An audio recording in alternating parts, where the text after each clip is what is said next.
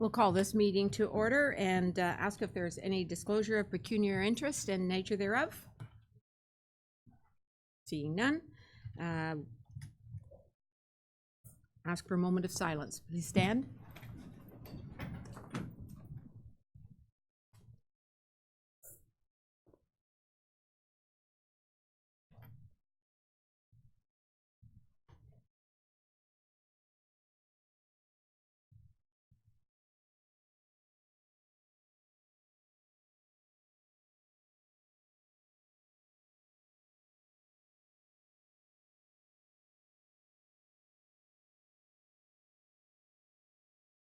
Thank you. Please be seated. Are there any announcements from Council? Councillor Kiesebrink? Thank you, Madam Mayor. I just wanted to remind everybody, we are doing our My Waterfront. We're getting together. We have sessions coming up on February 13th. There's one at 1 to 3. There's another one 3:30 to 5:30. I'm going to that one. And then there's another one 6:30 to 8:30. And we really want to see as many people, as many cross-section from our community as possible, because we really would like to have everyone's involvement and participation in what we designed for our waterfront. So we're looking forward to all the exciting things that are going to come out of that creative session. We had some young people come from one of our local public schools, and they did an amazing job. They actually did little video presentations for us, and they had some incredible ideas. So we're looking forward to seeing how it all comes together. Thank you. Thank you. We've had some clips from those sessions with the kids and yeah, online. So any other announcements from Council? Councillor Watton? Thank you, Madam Mayor. Just my last plug for comedy night for Cartwright Sports and Rec. It is this coming Friday, 8 till 10 at the Blackstock Community Centre. All proceeds are intended to go towards the lighting upgrades at the park. If you don't have your tickets, Clearwater Pools still has a few, and as do I, or I can track some down. Cost is $25 in advance and $30 at the door, and it's 3 fellows from Yuck Yucks, so it should be quite a fun evening. Thank you, Madam Mayor. Thank you, Councillor Watton. I'm looking forward to that. Could do with a good laugh. Anything else from Council? Seeing none. Staff? Any announcements from staff? Director Valentin? Thank you, Madam Mayor. Just like to advise the public of our budget open house that will be coming forward on February 19th here in Council Chambers at 6 p.m. So next week's meeting will show the draft budget, but there will be a public open house here in Council Chambers at 6 o'clock on February 19th. And that will be live streamed on the 19th? Correct. Yes. And comments can be made during the live streaming from the public. Absolutely. There's an email posted on our budget page on the website, budget@scugog.ca, if you have any budget questions. That's great. Thank you. Director Heritage, did I see your hand? Yes, you did, Madam Mayor. Thank you. I just wanted to follow up with Councillor Kiesebrink's announcement on the Waterfront Action Plan coming up on February 13th. Just wanted to let everybody know that the first session is full now. We have 40 attendees that are coming out. The 3:30 session has 22, and at 6:30 we have 32. So just to remind everybody, the maximum number of participants can be 40 at each session. So Okay, so we still have a bit of room. We have some room in the last 2 sessions, yes. Thank you very much. Okay. Councillor Kiesebrink? And we do have to register for that on the website, correct? Thank you. Thank you. Anything else from staff? Seeing none, we'll move on to presentations, and I have the honor and privilege of recognizing a long-term serving crossing guard for the Scugog Township, and I'd ask Robert Felix to come forward.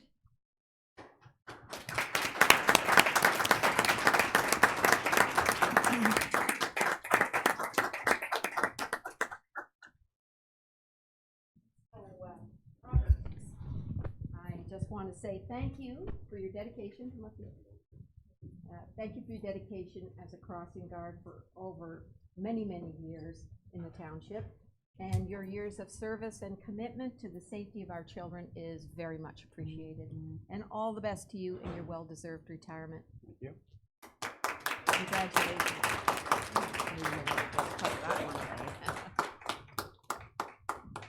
And council, would you like to come?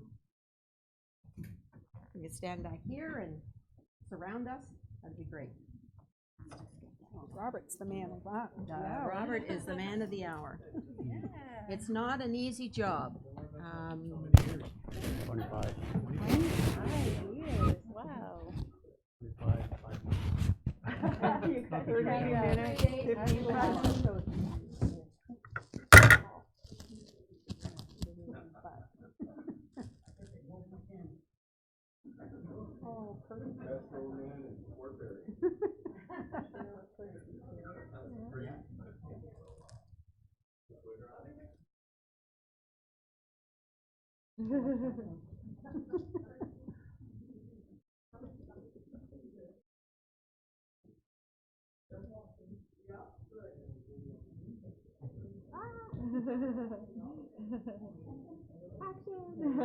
Congratulations. Thank you. Thank you for keeping our children safe. Thank you. Thank you very much. And you're from Culver, right? Is that where you are? Thanks so much. Appreciate all the years.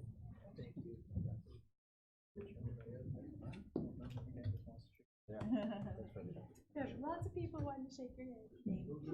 Good to see you guys.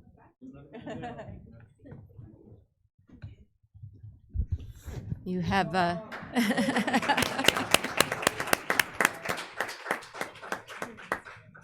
you have quite a cheering section with you today, Robert. Well deserved. Thank you. Next, we have a presentation by Amanda Spencer and Steve Kemp from the Region of Durham on the Island Road Safety Review presentation. There we are. Please come forward, and this is a much anticipated presentation that you're making today, and we really appreciate everything the region has done on our behalf.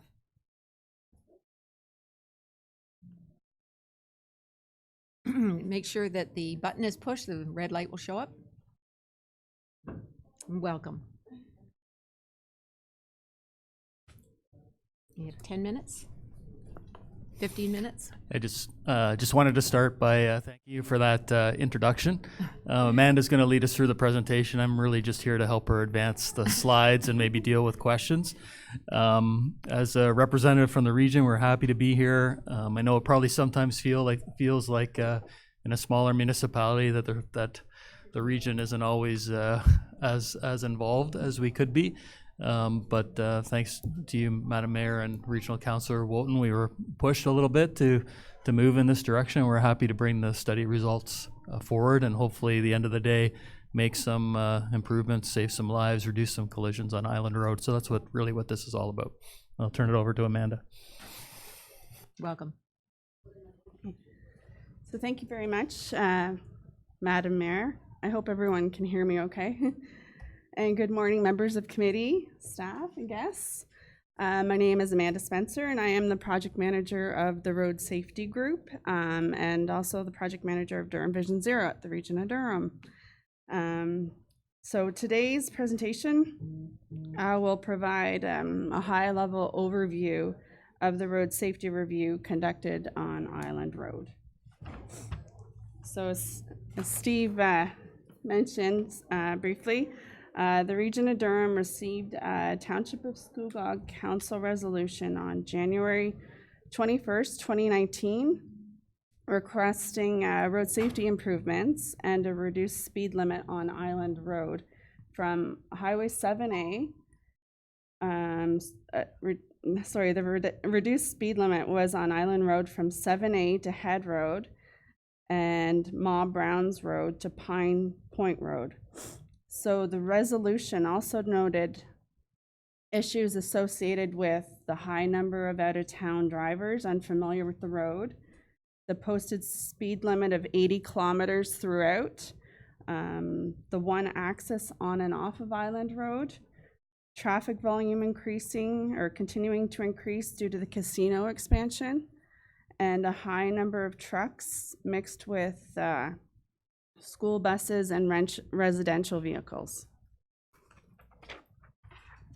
So the region, Durham moved forward by commissioning a traffic safety engineering firm, Associate Engineering Limited, in March of 2019 in consultation with the Township of Scugog to conduct a road safety review from Island Road from 7A to Mississauga's Trail.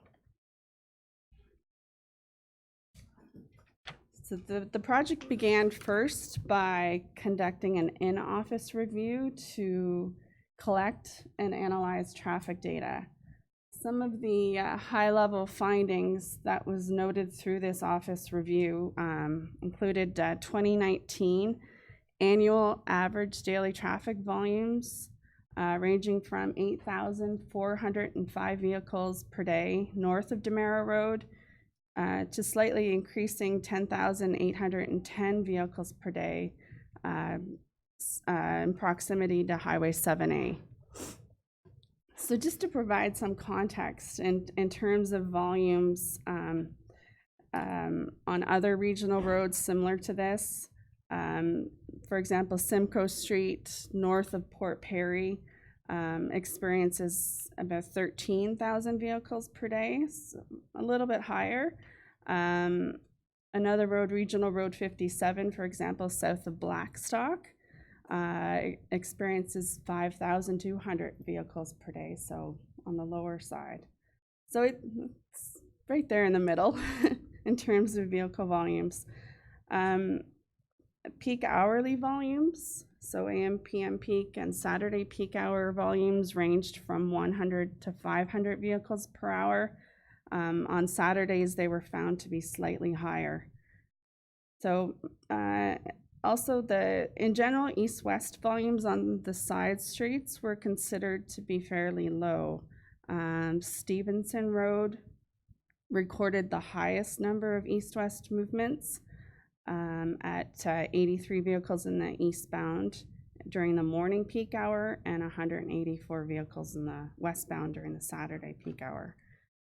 We looked at also the sort of that 20-year planning horizon and looked at what volumes could be estimated at in terms of daily traffic in that 2039 period, and they ranged from about 14,000 to 15,000. So a slight growth compared to the 10,800 vehicles you're seeing today, but still expected to operate within a good level of service.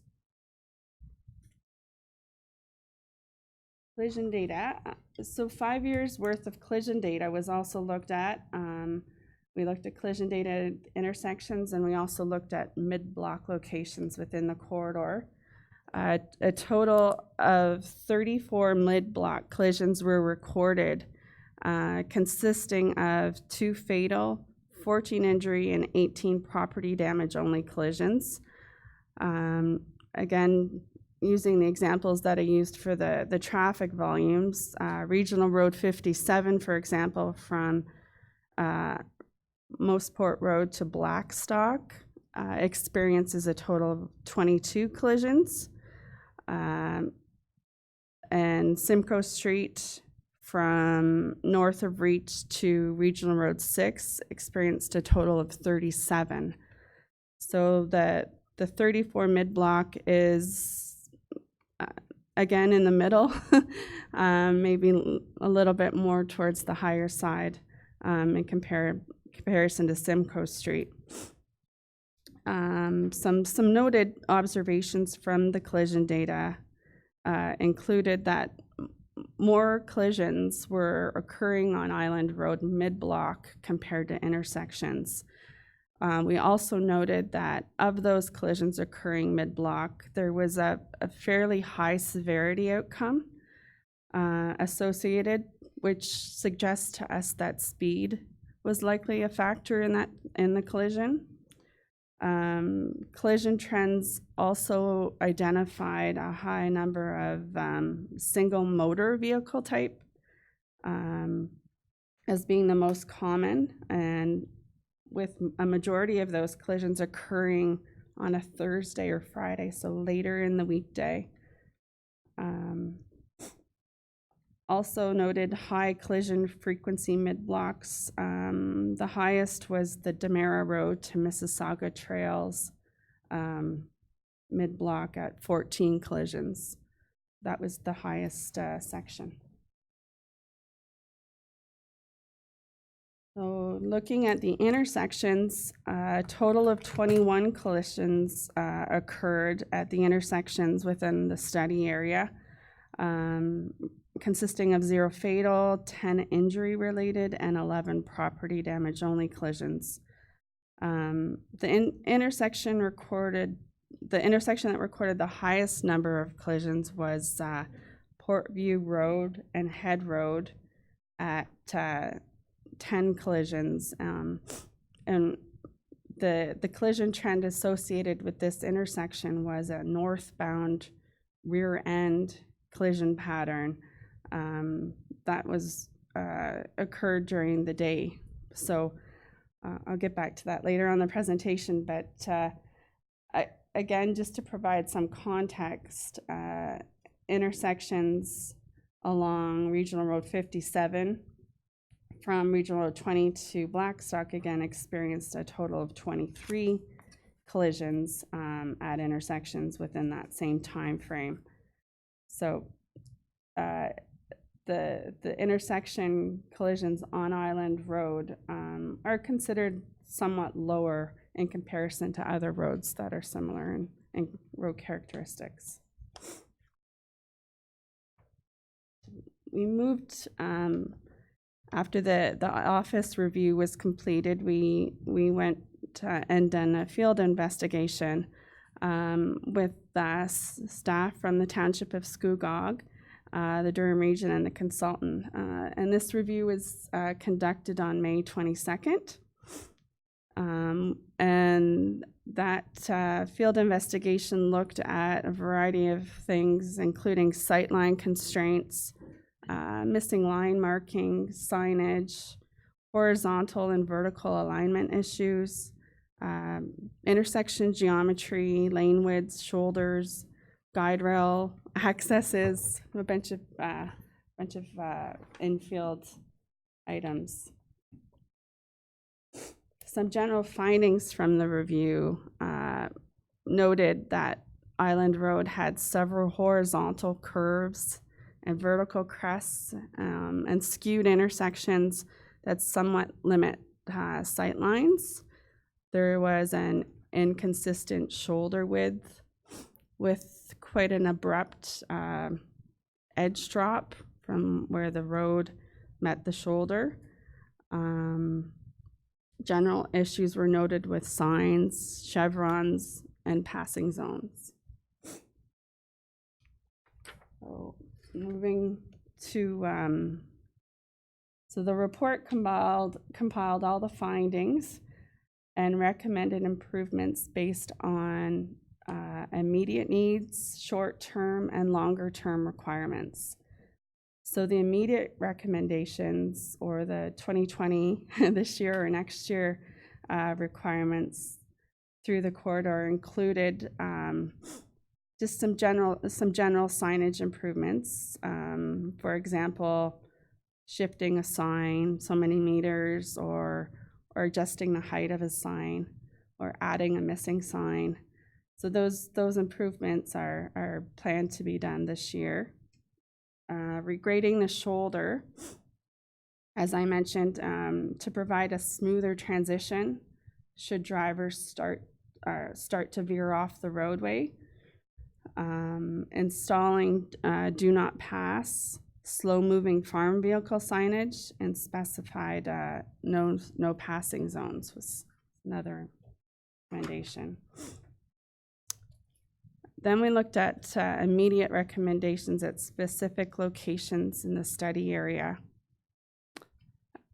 So one of these recommendations was to reduce the posted speed limit from 80 kilometers to 70 kilometers per hour from Highway 7A to Portview Head Road, and to also install a stop bar and centerline markings on Portview Road and also on Head Road.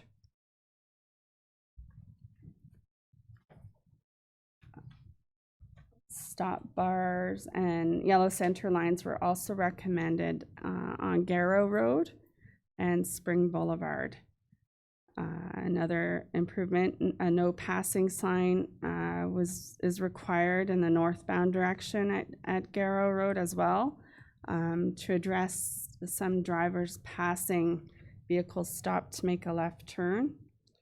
So we recommended putting in a no passing line markings and also no passing sign to tell drivers that they're supposed to stop behind the left turning vehicle and wait before it's safe to proceed.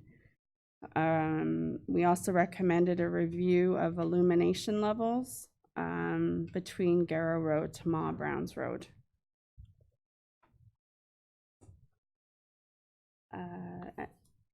An amber flashing beacon is recommended to be installed on the horizontal curve warning sign in the southbound direction at Stevenson Point.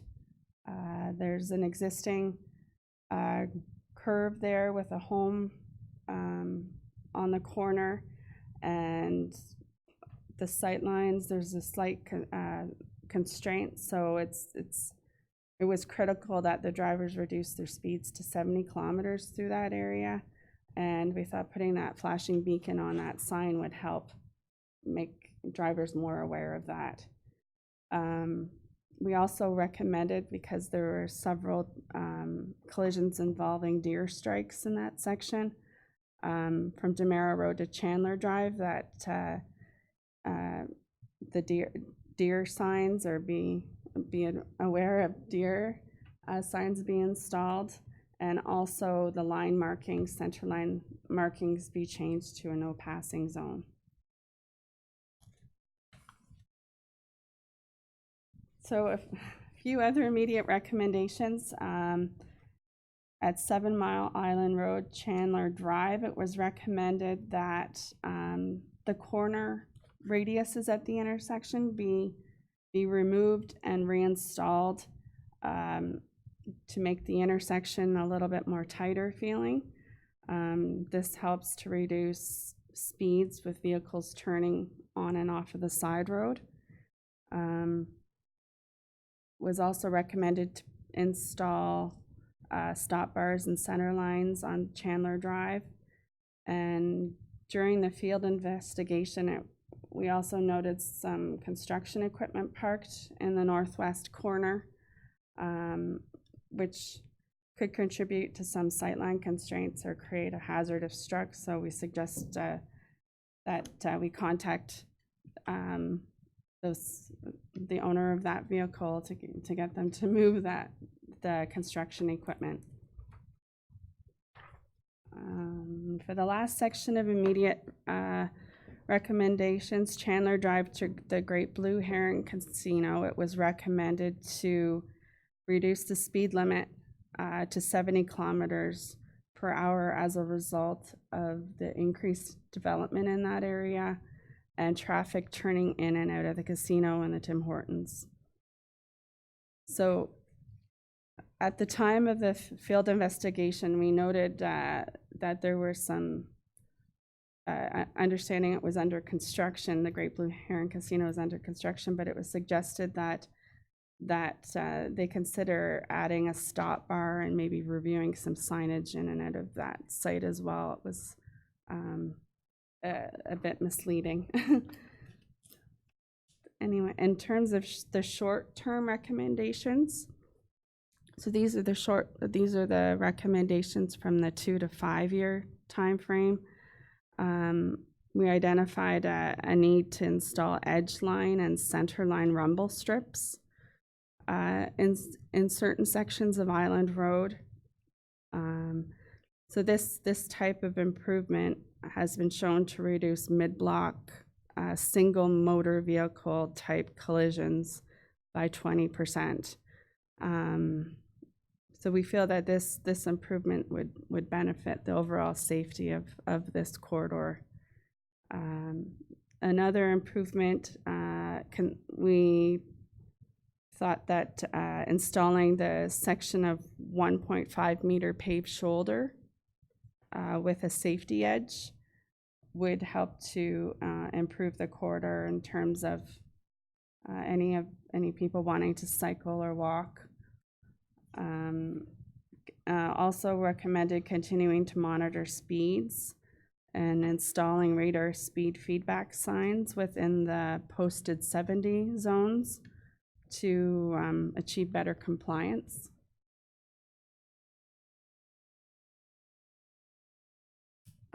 Other two items that were recommended as a short-term improvement was the access to Redmond's Farm, just north of Highway 7A. Recommended that northbound right turn taper length be increased, and also the access a little bit further north to Franz Fries at Head Road and Portview Road. We recommended that the access to that, there's two accesses off Island Road. We recommend that the north access be closed and the access on Head Road be widened. We believe that northbound rear end collision trend that was observed when we looked at the collision data is associated with that access. So we recommend that consideration be given to closing that north access. And then the long-term recommendations for that 10-year horizon, again, installing more 1.5 meter paved shoulders with safety edge. At Demera Road, we recommended installing a southbound left turn lane, a northbound right turn lane as well. At 7 Mile Island Road and Chandler Drive, we recommend installing a southbound left turn lane, and also recommend monitoring volumes at the Great Blue Heron Casino to monitor the need for a southbound left turn lane there as well.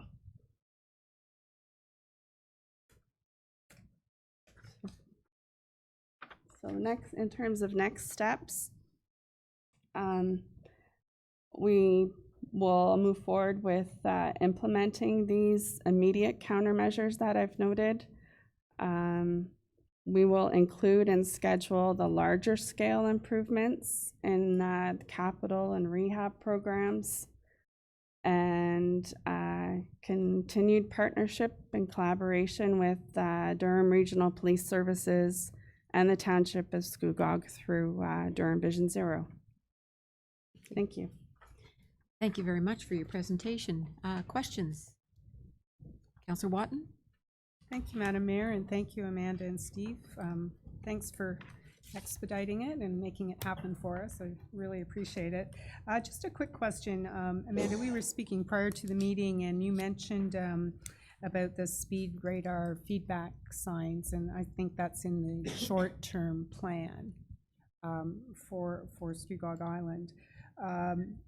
If it were possible, could that be moved into an immediate, just because I understand also that Durham Regional Police Services now has access to that, so that if there is a lot of speeding going on, they would be aware of it and perhaps more inclined to visit that road and make their catch, so to speak.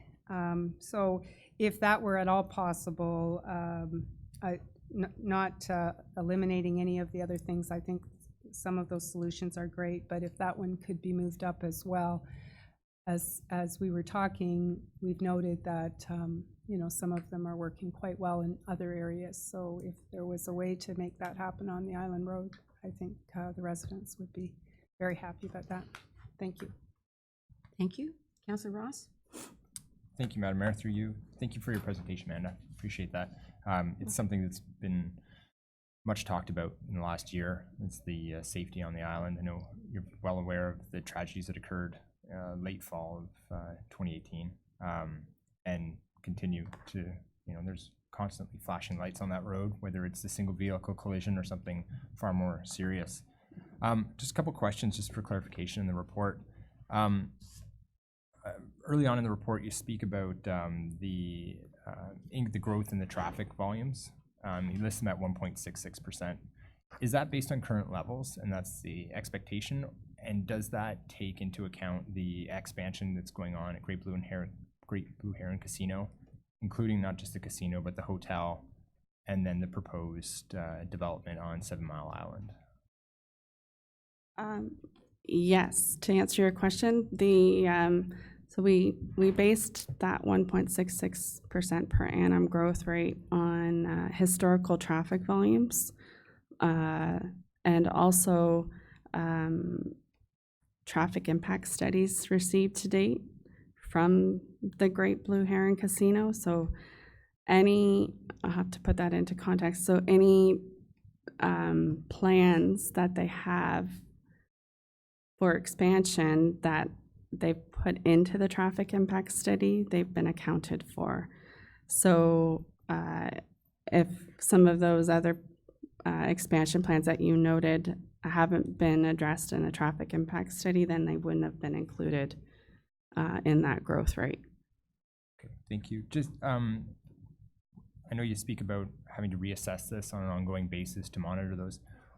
How often would that be calculated? If the hotel opens next year or later on this year, would you put some sort of monitoring device in then? Is it a weekly thing, a yearly thing?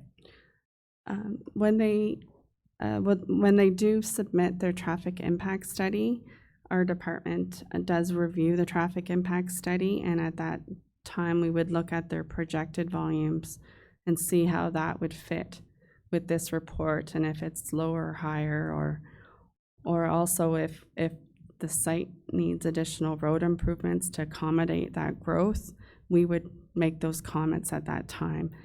But yes, we conduct annual traffic counts on the road, speed studies, so that is done on an annual basis. Okay, good, thank you. Through you, Madam Mayor, speak about cost-benefit ratio in regards to some of the improvements that go on. One just in particular is the shoulder design, and we spoke about the 1.5 meter paved shoulder. Granted, it's a long stretch of road, and I don't think anybody expects it to be paved overnight and the whole thing. But there's certain areas that don't have a shoulder at all, and others, as you mentioned, have quite the lip before you go off. The cost-benefit ratio, how do you arrive at that, given that there's a high proportion of the injuries and fatalities have happened to pedestrians on there, and there is no other alternative? Maybe you could just clarify that a bit, the ratio. I'll just qualify that the safety engineering consultant did conduct a cost-benefit ratio. However, through Durham Vision Zero, we like to move forward with improvements based on the safety benefit, not so much on the cost necessarily. So and I know that there has been a pedestrian killed while walking on the shoulder. So if I recall correctly, the report did not come back as recommending necessarily a paved shoulder treatment, 1.5 meter. The cost did not serve to benefit. However, because there's been a fatal there involving a pedestrian, we know that there's cyclists using that road.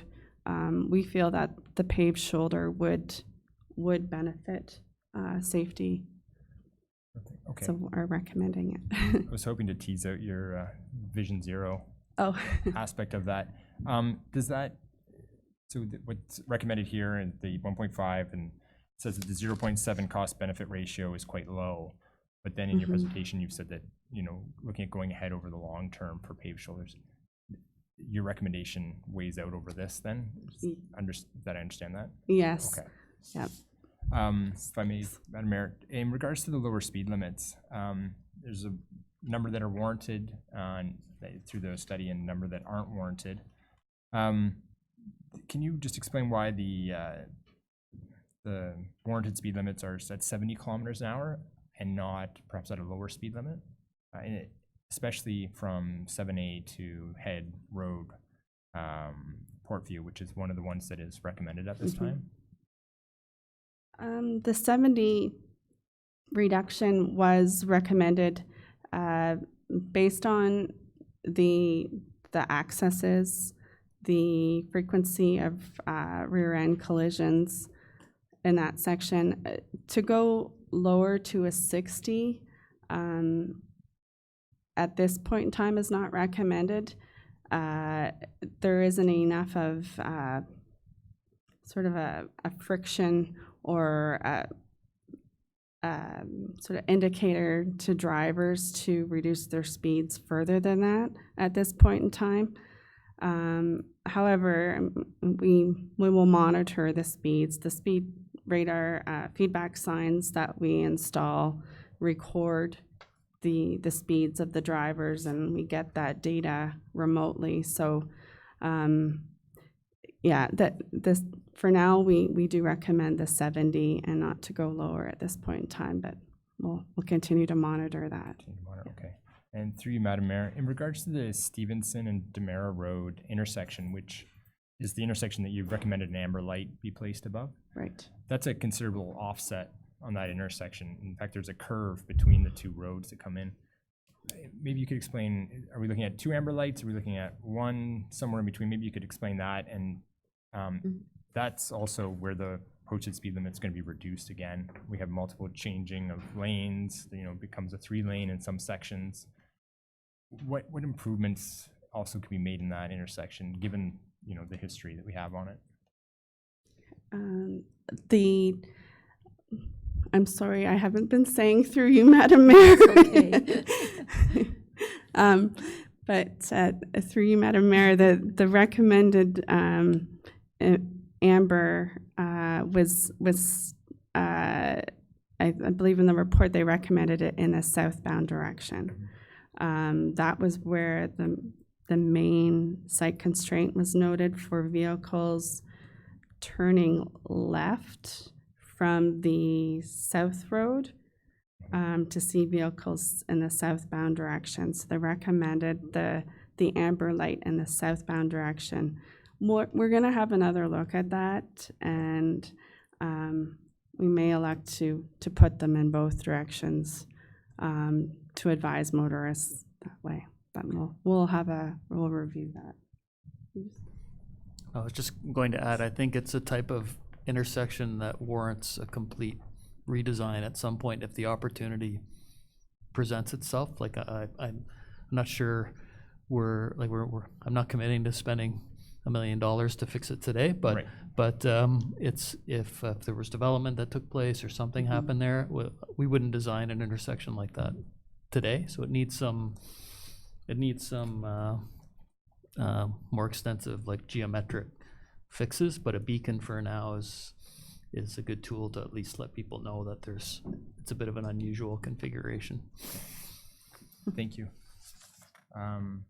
And the last question, I guess, just want to thank you again for the report, and just noted, I'll leave it up to Regional Councillor Watton and the mayor to push it through at Regional Council at this point and make sure that all these things get pushed through and at a good rate. So thank you again. Thank you. Other questions? Councillor McDougall? Sure. Thank you, Madam Mayor. Thank you, Amanda, for your report, and Steve. And first off, as a father of 3 daughters, I feel blessed to be in the presence of 2 female engineers here today, representing the STEM field. Question with regards to accessible shoulders. I believe in the report, it states that it'll be out to 10 years before the accessible shoulders are put in place. And I note that there's been some recommendation to put in signage for slow-moving farm vehicles. I'm just wondering if it's possible to include the pedestrians and cyclists in terms of that slow-moving signage. I will note, and through you, Madam Chair, or Madam Mayor, as you're aware, the regional cycling plan is being updated, I believe, this year. And I was mentioning this to Councillor Ross earlier. There may be opportunity to look at Island Road as a designated regional cycling route within the plan. So having said that, if that's the recommendation, then we can look at putting in signage, the green cycling route markers and the designated cycling stencils in the shoulder. However, in the interim, we could probably maybe look at if our cycling volumes do show a number of cyclists using that route, maybe look at possibly share the road as an interim before we can get that paved shoulder completed. Thank you. Just as an aside, I know that 7A is looking at having the cycling lanes extended all the way across to Blackstock, and I believe that the connection to the First Nations community at the top end of the island, there is some cyclists that do use that road, and I believe that once the 7A connection is across the causeway, you'll see higher numbers, and the concern is just that without a shoulder, they're still probably going to be using the top 10%, the fearless, I think they call them, will probably still be riding that section of road, even though that it doesn't have that. Just a further question through you, Madam Mayor. Do we have any idea of what the traffic volume was prior to the casino on Island Road? I mean, seems like it's a pretty stable development on the island. We haven't seen a lot of growth in terms of subdivisions or that sort of thing. So I noticed the numbers go back to 2005. I think the casino was brought in 1999. So anything previous to that would give us a background number for the island. I know in our traffic department, through you, Madam Mayor, in our traffic department, we have count data that goes back 15 years.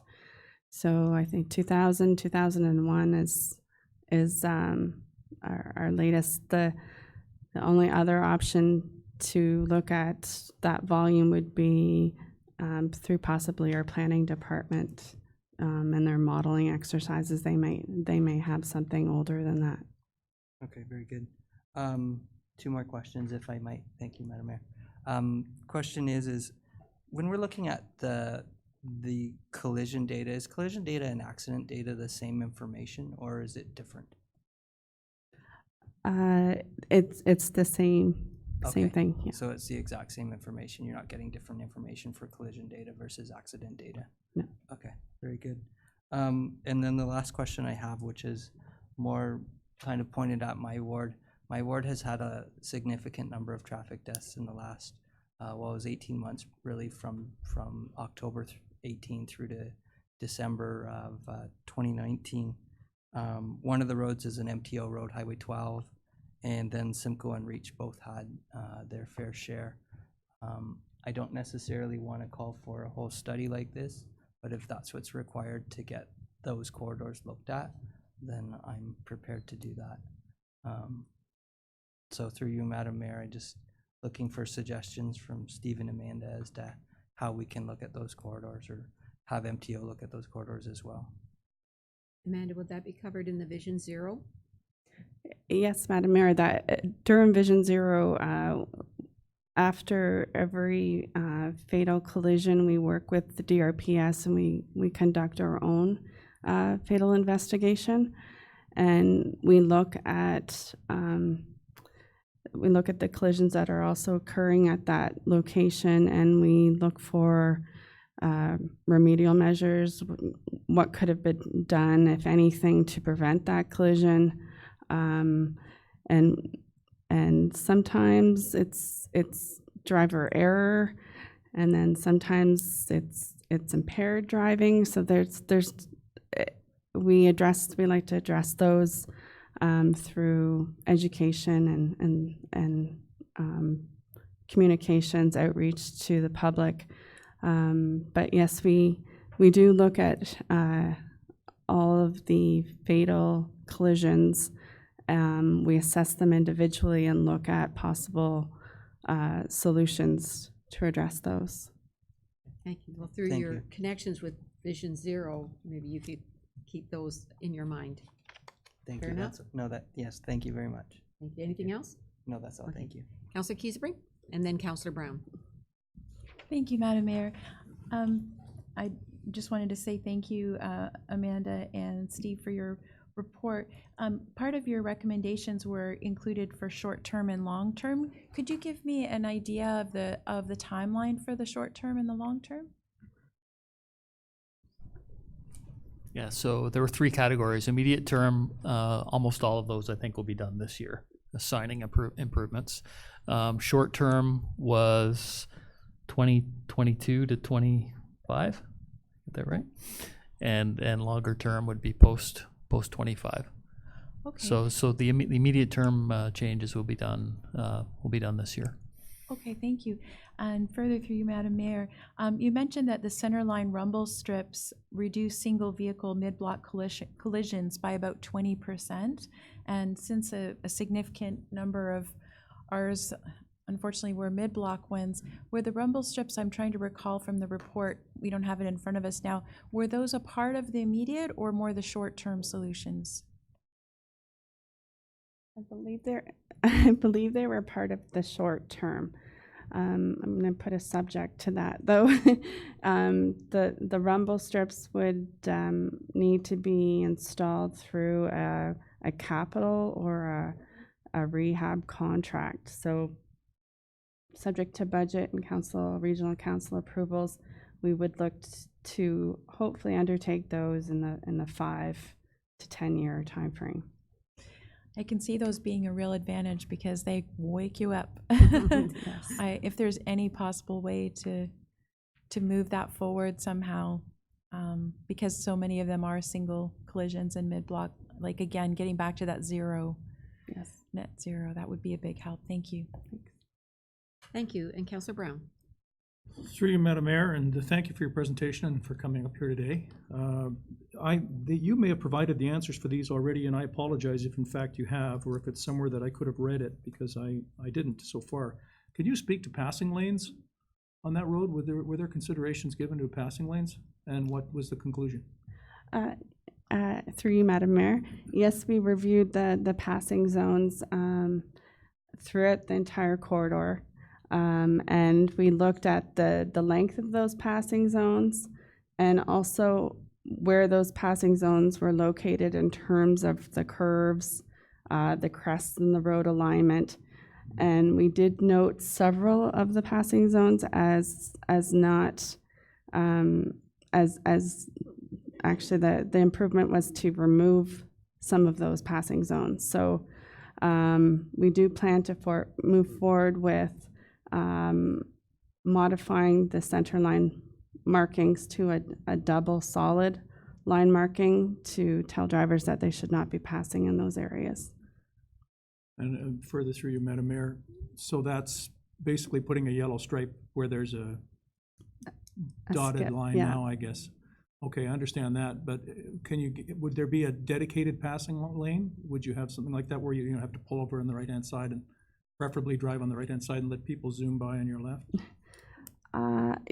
Through you, Madam Mayor, there was no recommendation for that.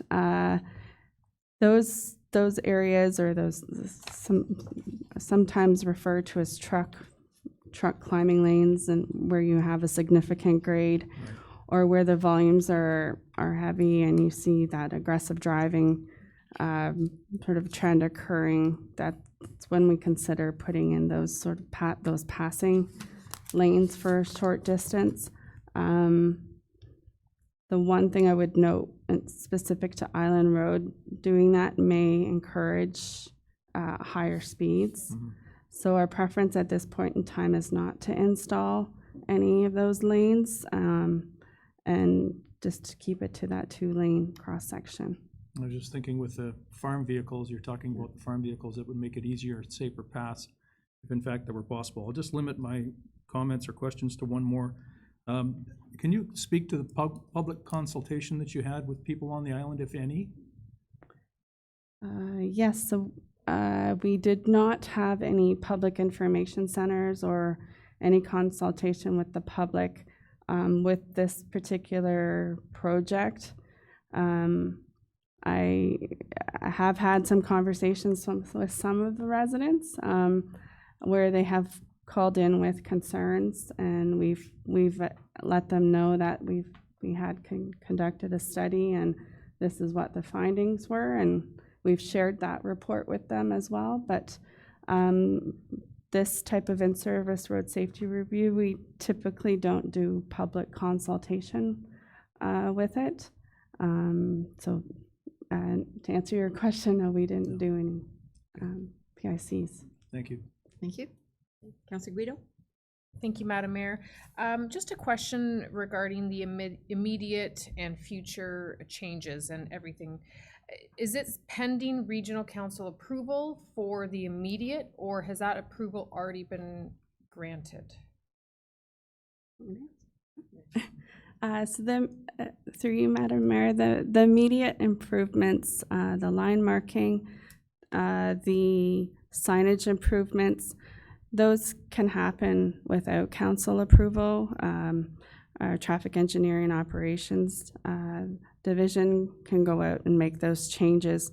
The speed reductions, they do need to go through council. We have to update our traffic bylaw to show those reduced speeds changes, and so they would need to go through council for approval. And is that already scheduled? Is that already on the future council agenda?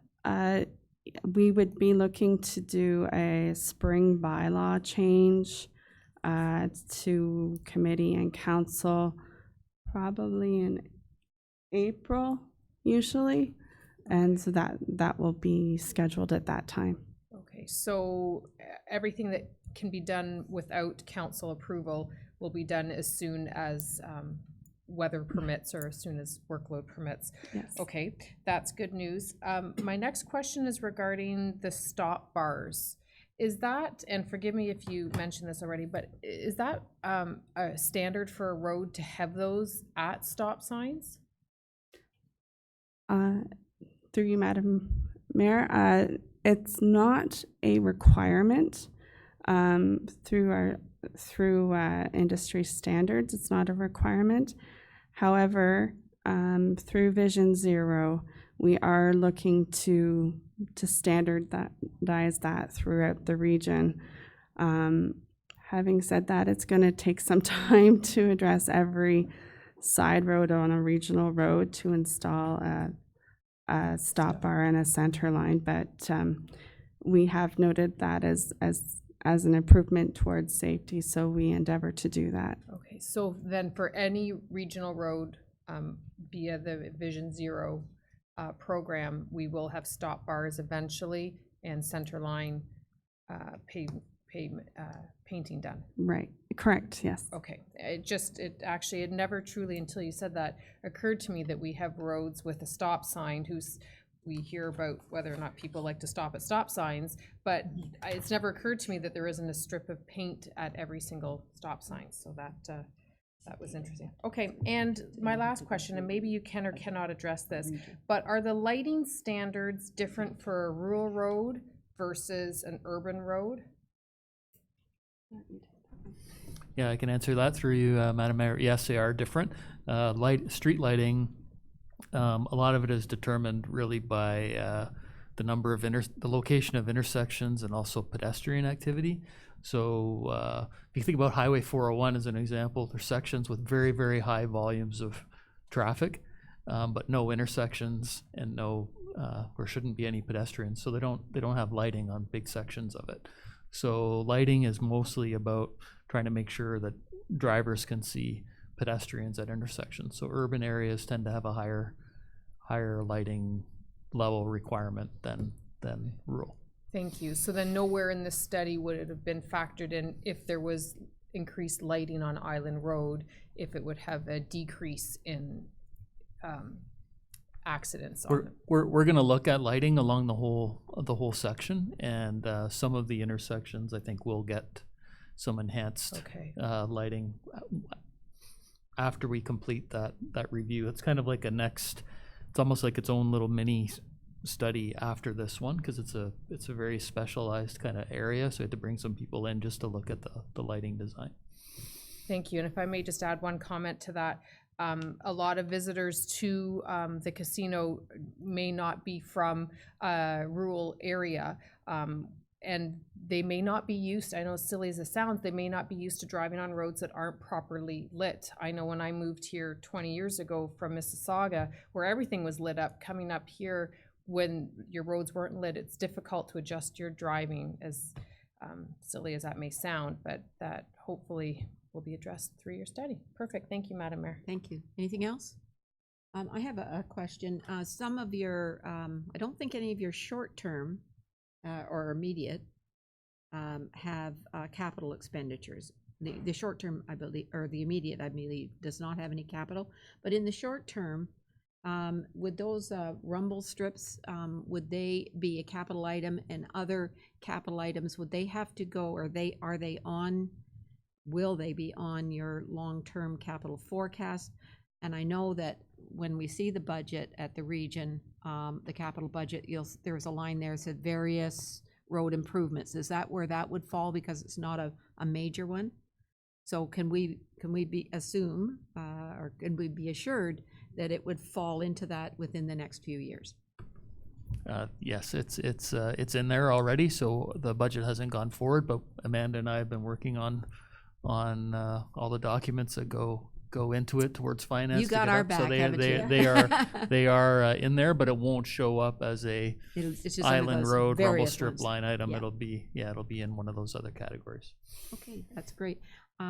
If there's no further questions, I really want to thank you for all the work. I mean, you've done a tremendous amount of work on this, and we really, really appreciate it. It's almost above and beyond. And I want to thank you, Councillor Ross, for bringing it to this table first, and then, moving it on to the region. So thank you, and thank you very, very much. Our next, I'm sorry, I have to have a motion, please, that the presentation by Amanda Spencer and Steve Kemp from the region of Durham regarding the Island Road Safety Review be received. Councillor Ross, Councillor Watton. All those in favor? And that's carried. Thank you. Next presentation is the Participation House project, and I'll call on Tracy McGarry, who's no stranger to this room. Welcome, Tracy.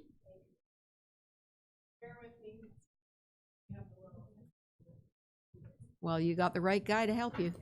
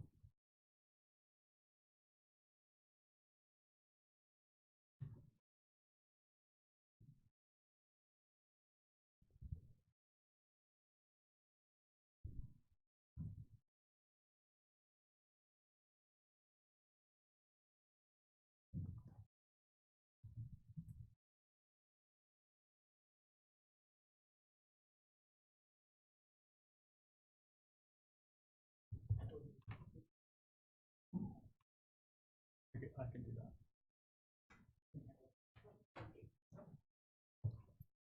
Thank you. Thank you, Madam Mayor. Having me. And,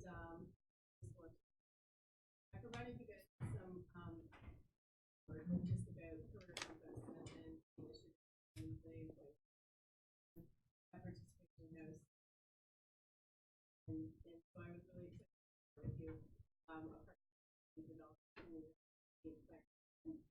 and I'll just go through my presentation and, is your microphone on? Sorry. We don't want to miss anything. And I apologize, I'm just recovering from the flu, so, so Participation House, we achieved in 2018 a fund from the Ministry of Community and Children's Social Services, an employment modernization grant. And through that, we established Career Compass. So a little bit about Participation House. We're committed, our mission is that we're committed to providing services and supports that enrich the lives of people with developmental disabilities and their families who live in Durham Region. So primarily right now we're in the south, but we are Durham Region and looking to share our expertise and some of the services that we offer up into the north. It's our strategic direction to expand. So through sharing our expertise and the development of leading practices, we work with and within our community to celebrate full citizenship of everybody. The values that govern the work that we do at Participation House are responsiveness, inclusion, dignity, engagement, and respect. So I'm here today, again, like I've said, to share with you an initiative that's been highly successful in Clarington and ask you to consider working together to create a similar initiative in the municipality of Scugog. What it looked like is, again, us expanding to the north. I've already reached out to Durham North, who obviously is a huge service provider of people with disabilities in the Scugog municipality. And the great thing about it is they don't offer employment services, we offer employment services. We haven't reached out to this area yet and don't have any people in the north that receive service from Participation House, but Durham North have a lot of people that want to work. So it's a wonderful marriage, actually. If we can provide a service to them, they can provide us the people. And where you guys would come into it is, you know, looking for a location that we could offer the program and then consider employment opportunities perhaps afterwards. So I kind of covered who it involves. The long-term benefits of the program like this is it's been so incredibly successful. And I'll speak to that as I move on. So just Career Compass is a modernized employment service that was developed to strengthen and promote inclusive communities. It includes employment readiness training, which is hands-on job skill development as well. It also provides us the opportunity to work with job seekers to find meaningful employment, and it assists employers to create a sustaining inclusive work culture.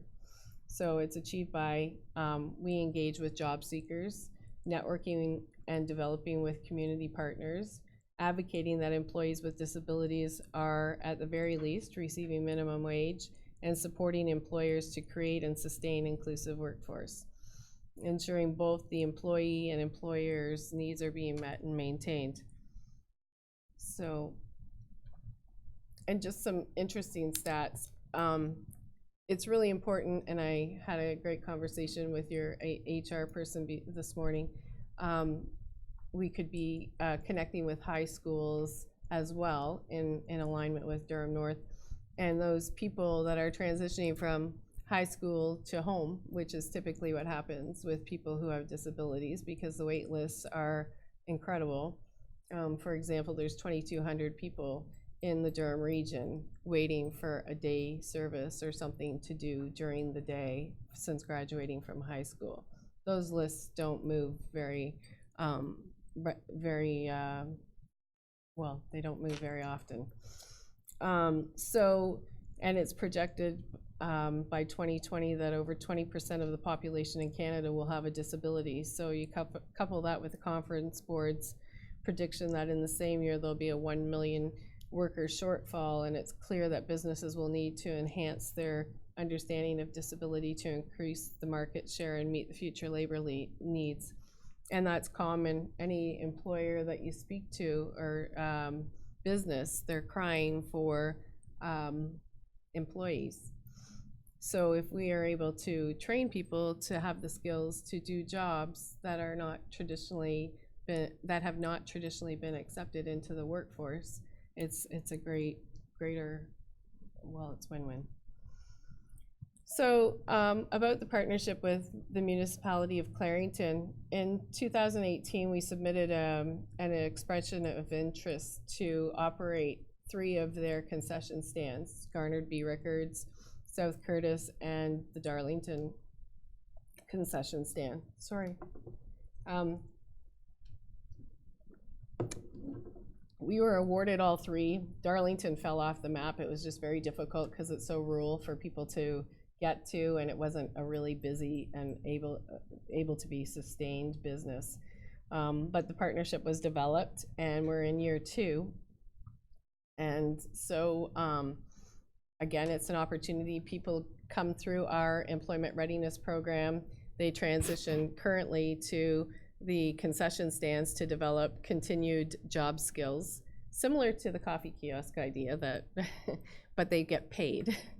They're paid minimum wage, and then after they have developed the skills and feel comfortable, they launch into real employment in the real world. So to date, we have trained 20 people in the operation of the concession stands. Through the partnerships and staff retention, we've been able to run the concession stands without a loss and within a healthy margin. All of the attendants have exceeded their own expectations on their ability to work and have requested more hours than initially planned. In 2020, in January, this January, Clarington reached out to us and offered one of the concession stand employees a job doing janitorial work in Garnered B. Rickards. It's a 6-month contract, and in the event that the person is successful, then they become a municipal employee that will be in the union and able to apply for jobs as they may. They've also reached out and had one of the other concession attendees do diversity, speak to their municipal employees and council on diversity and being a person with a disability experiencing life in a traditional workforce. And so there's been a lot of wonderful things that have happened out of that. The demonstration of teamwork, enthusiasm, and pride that is evident in all the employees and all aspects of the initiative is contagious. If you happen to be down at Garnered B. Rickards or South Curtis, stop by. The support from the community and the municipality has been like amazing. And then I've just included a quote from Adrian Foster, the mayor of Clarington. What municipality am Clarington. I in? Of Clarington. In October, you know, he didn't really think that it would be a huge success, but since day one, it's been very positive, the relationships, and they look forward to moving forward. So we continue to reap the benefits of a successful partnership with Participation House. The municipality has been able to provide meaningful employment for many young people with developmental disabilities, while at the same time providing a much-needed service through our concession stands. And this is a great example of our community coming together. So we're not asking to run your concession stands, but I wanted to share, it's one thing for me to talk about it, but I think it's really impactful for you to hear how the opportunity has impacted Hello, my name is Andrew, and I am a concession stand attendant. Before, I used to work as a cart pusher, and unfortunately, because I wasn't earning enough and I needed a car, so that requires a lot of expenses and stuff like that. So I was looking around for a job, and I discovered that PH was hiring for an attendant. A typical workday is opening up the concession stand, getting everything in place, and then taking orders from people and cooking and filling them out. It can get really busy at times, and that can be lots of fun. And at times it can be pretty boring, which is just waiting for customers. But a lot of times you figure out some other things to do, like cleaning up. And I've learned a lot since I've been here. I've gained a lot of skills from this, and I learned a little more about what I like doing, what I don't, but mostly what I like doing. It is best to try everything that you possibly can to learn more, not just about yourself, but about different jobs. I can do absolutely anything I put my mind to. I've been told I could never drive, and I got my license and I'm able to drive. Kind of held me back in some of the other jobs. They didn't trust me on counting the till or dealing with money before, and I showed I could really handle it. When Andrew first engaged with us, he had some negative experiences, which is often the case, unfortunately, for many people with disabilities. They're overlooked, they're not given that chance to promote and actually be more gainfully employed.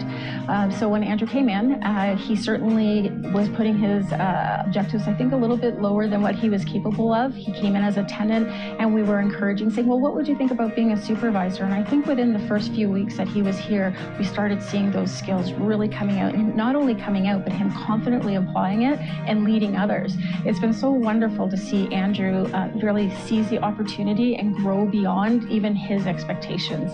You just put on a smile, a friendly face, and everyone will generally be very happy to see you, especially when you serve them really good food.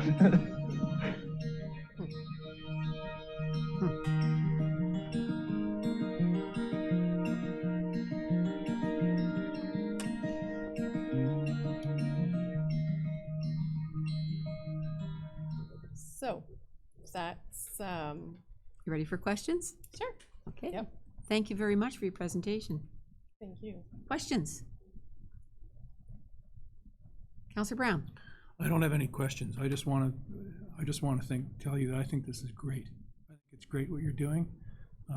In my circle of life, when it comes to volunteering, you meet the same people over and over and over again because they're the do-gooders, and you are one of them. So congratulations. And in any way, shape, and form, certainly from my standpoint, that I can help you advance something like this, you got it. Thank you. Any other questions? Counselor Guido? Thank you, Madam Mayor. Thank you, Tracy. And yeah, that was wonderful. And we have bought many things from the concession stands with our son at hockey at both Rickards and South Curtis. What is the ask for the township of Scugog? What is your, what would you like to see?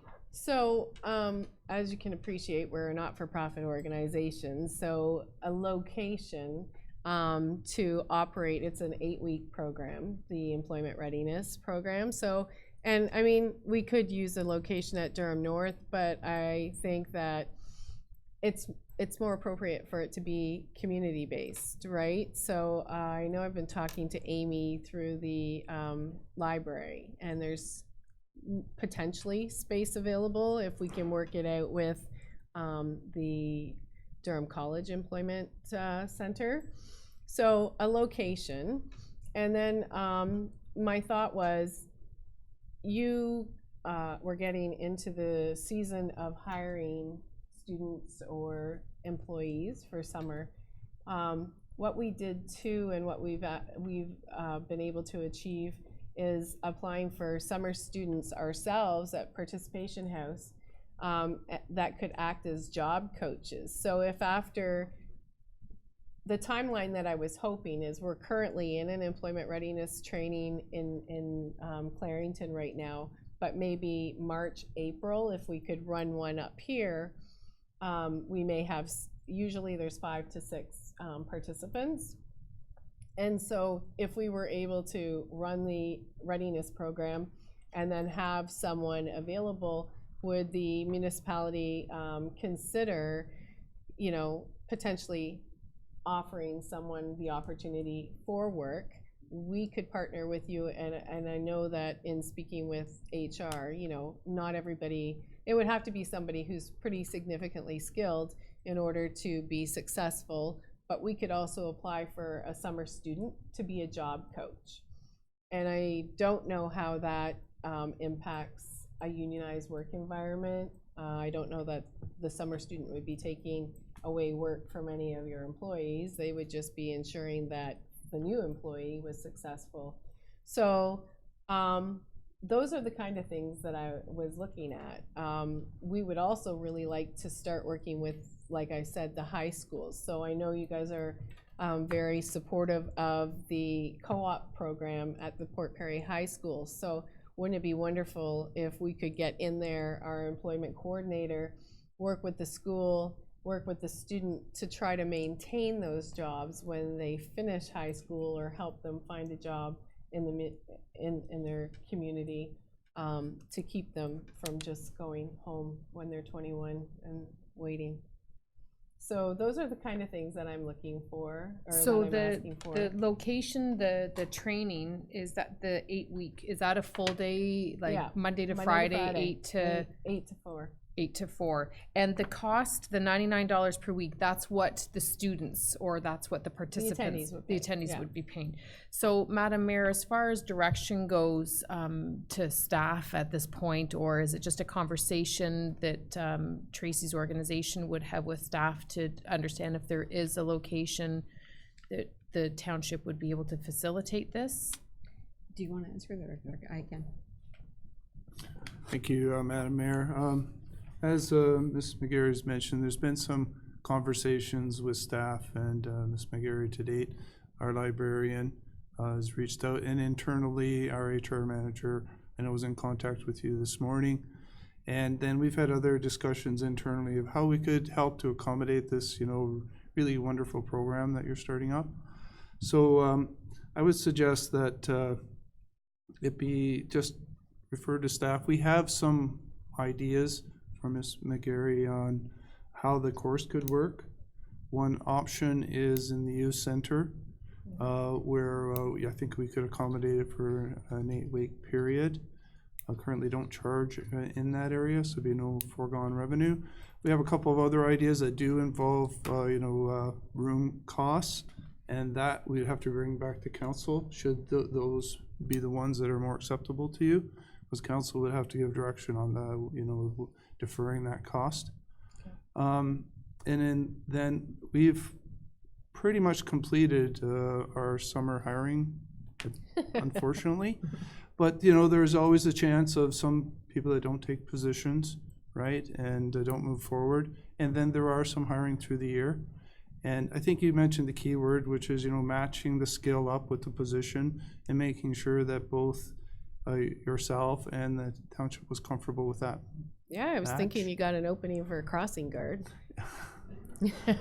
And so it could, if you would like, Madam Mayor, if it was just referred to council, to staff, pardon me, for further discussions. And then if we need to bring it back to council, we surely would.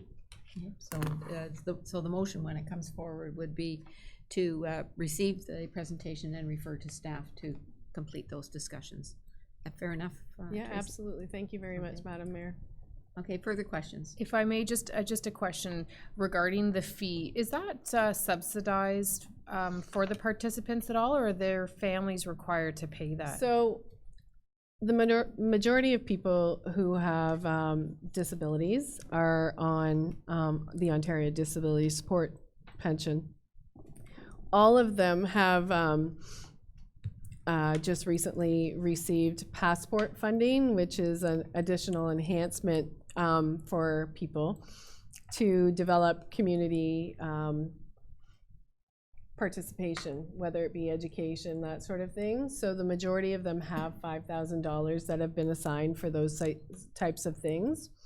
The way in which we came up with the the amount is that it really breaks down to $20 a day for them to receive support, 8 hours support, which in most cases, people pay like anywhere from $65 a day to some places $200. So, and then and if we can figure it out, if there are people that are attending that can make their way down to Rickards from here, they could start earning money right away. So, but otherwise, we'll have to be a little bit more strategic and try to figure out a way to get people on board. And when I was having a conversation with Lori in December, one of the things that she had suggested, and it was pretty exciting, was perhaps we could sponsor a job fair at the end, which we had done that a number of years ago when I worked for Durham North. We had a building and inclusive workforce breakfast where we had Kenna, who's at the back, and Terry Voss, and a number of employers, champion employers in the community on site to discuss the benefits of hiring people with disabilities. We also, it was a chamber event, so we also invited, it wasn't a chamber event, sorry. We also invited other employees and had the graduates of the program on hand with their dress to impress, with their resumes on hand, and the majority of those participants wound up with interviews, if not jobs, at the end of it. So that might be another component of this, right? So That's wonderful. Thank you, Madam Mayor. Okay. Any other questions, comments? Okay, thank you. I'll entertain a motion to that the delegation by Tracy McGarry, Durham Region, regarding the participation house project be received and referred to staff. Councillor Guido? Seconder? Councillor Kiesebrink? Questions, comments? All those in favor? And that's carried. Thank you. thank you so Good much luck for in your feeling time. better. I can tell you're struggling with your throat, aren't you? Yeah, and all the medication makes your mouth so freaking dry. Thanks. Okay. Okay, the next presentation is the Scugog Tourism Information Center. And I'll call on, well, it looks like it's just you, Kenna, is it?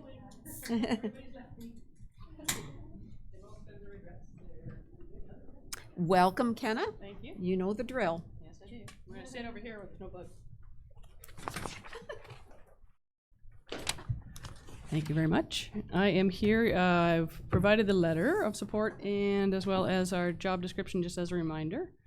We are a little late getting going because there's 3 parties that we had to kind of coordinate with, so it took a little bit of time, and then coming back to council to approve the job description.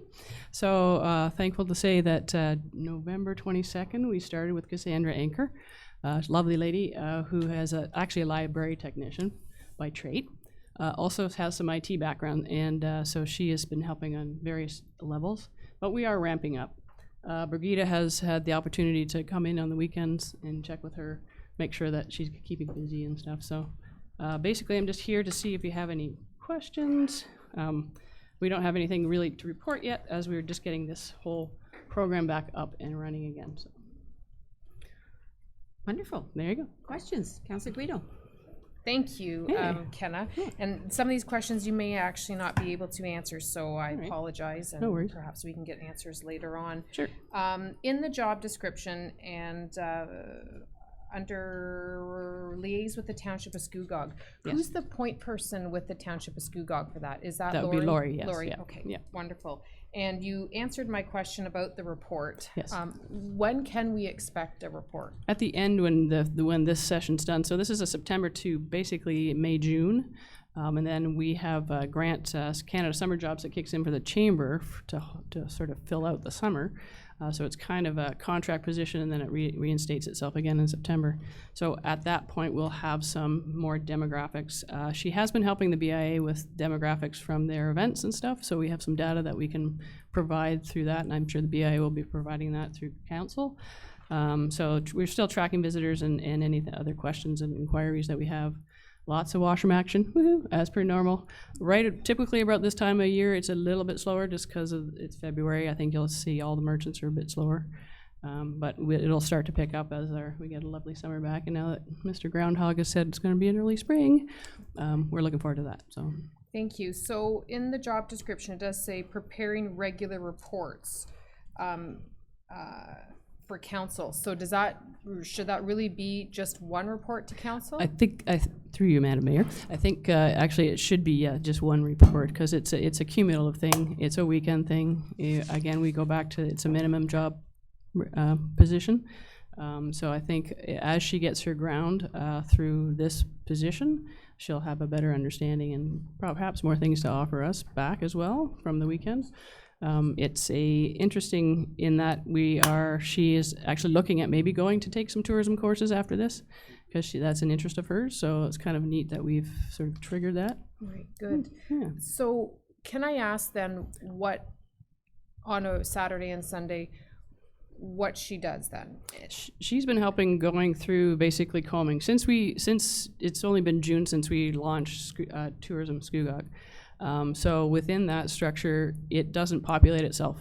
So she has been going around looking through the internet, basically on Facebook and all those other avenues where people post their events, and trying to populate it for us, because we just don't have the staff capacity, as Lori will tell you, that we just don't have that to put that in to keep that updated and ongoing. And as we move forward, because we're getting back on our traction again within the tourism, we'll be seeing hopefully that Scugog tourism hashtag used more often, and then people will go there as their first spot to look for events. So that's a big part of her job. She's been helping the BIA and some other initiatives as well.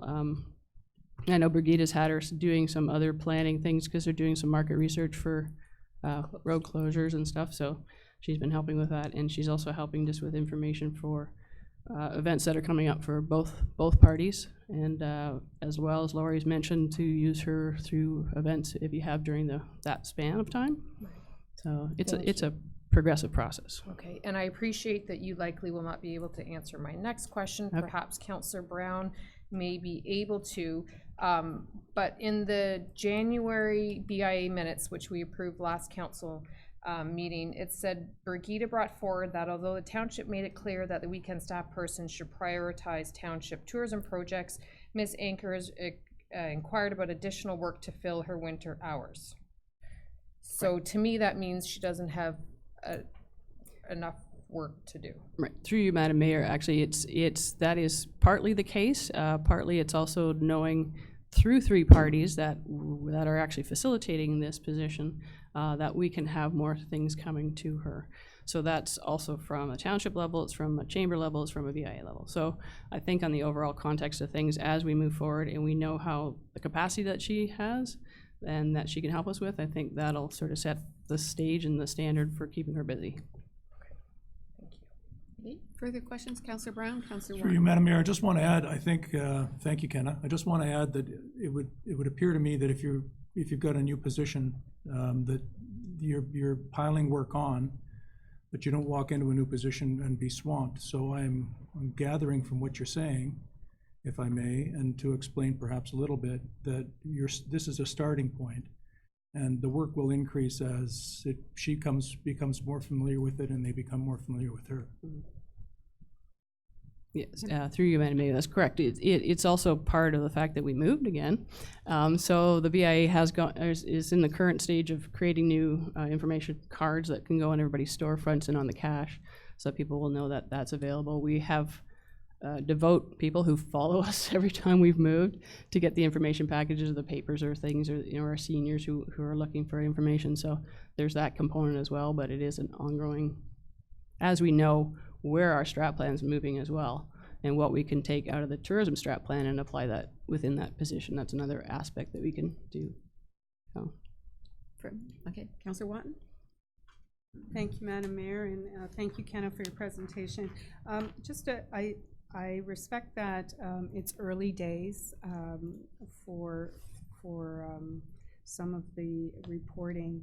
I just want to ask or suggest that I would like to see in that report visitors in the door, you know, so that we can tell how quiet January is as opposed to December or March, and what their queries were other than using the washroom. I think it's important to know that in our stats. And, you know, I don't know, when did she start? November 22nd. Yeah, so it is early days, but if that could be something that could be included in the report to council when the time comes, I think it's important information. For sure. Thank you. Yes, through you, Madam Mayor, that is something we do track.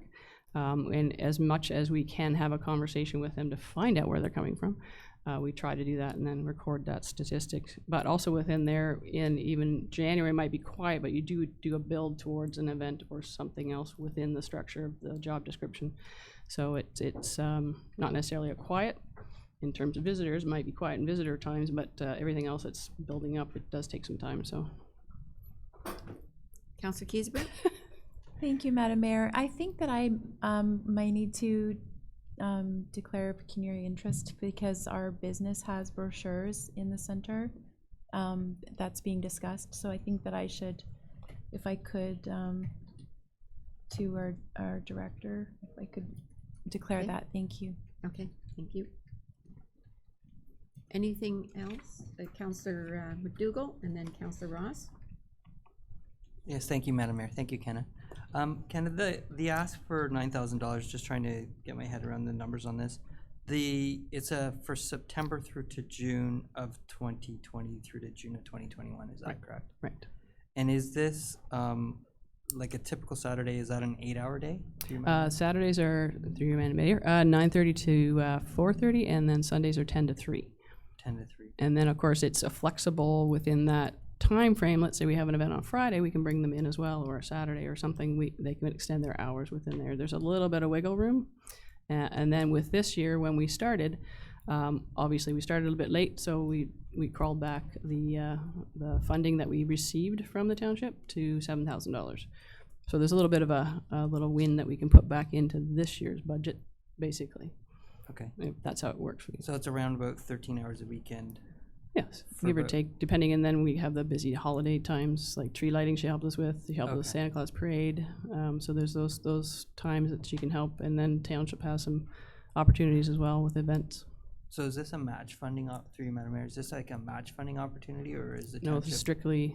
The township is funding this? Yes, this is what we figured. We had this before. We lost it along the way. It's come back again, and it's also part of the strategic plan within the tourism strat plan to have this position back in place. Okay, so it's not, I understand, so it's not like a, we pay part and then you pay part, No. it's, the township will fund this tourism position. Yeah, it's a way to have a position through you, Madam Mayor, without having it on the township books as an employee. Okay, all right, no, that's good, thank you. Okay, thank you. Councillor Ross? Thank you, Madam Mayor, through you.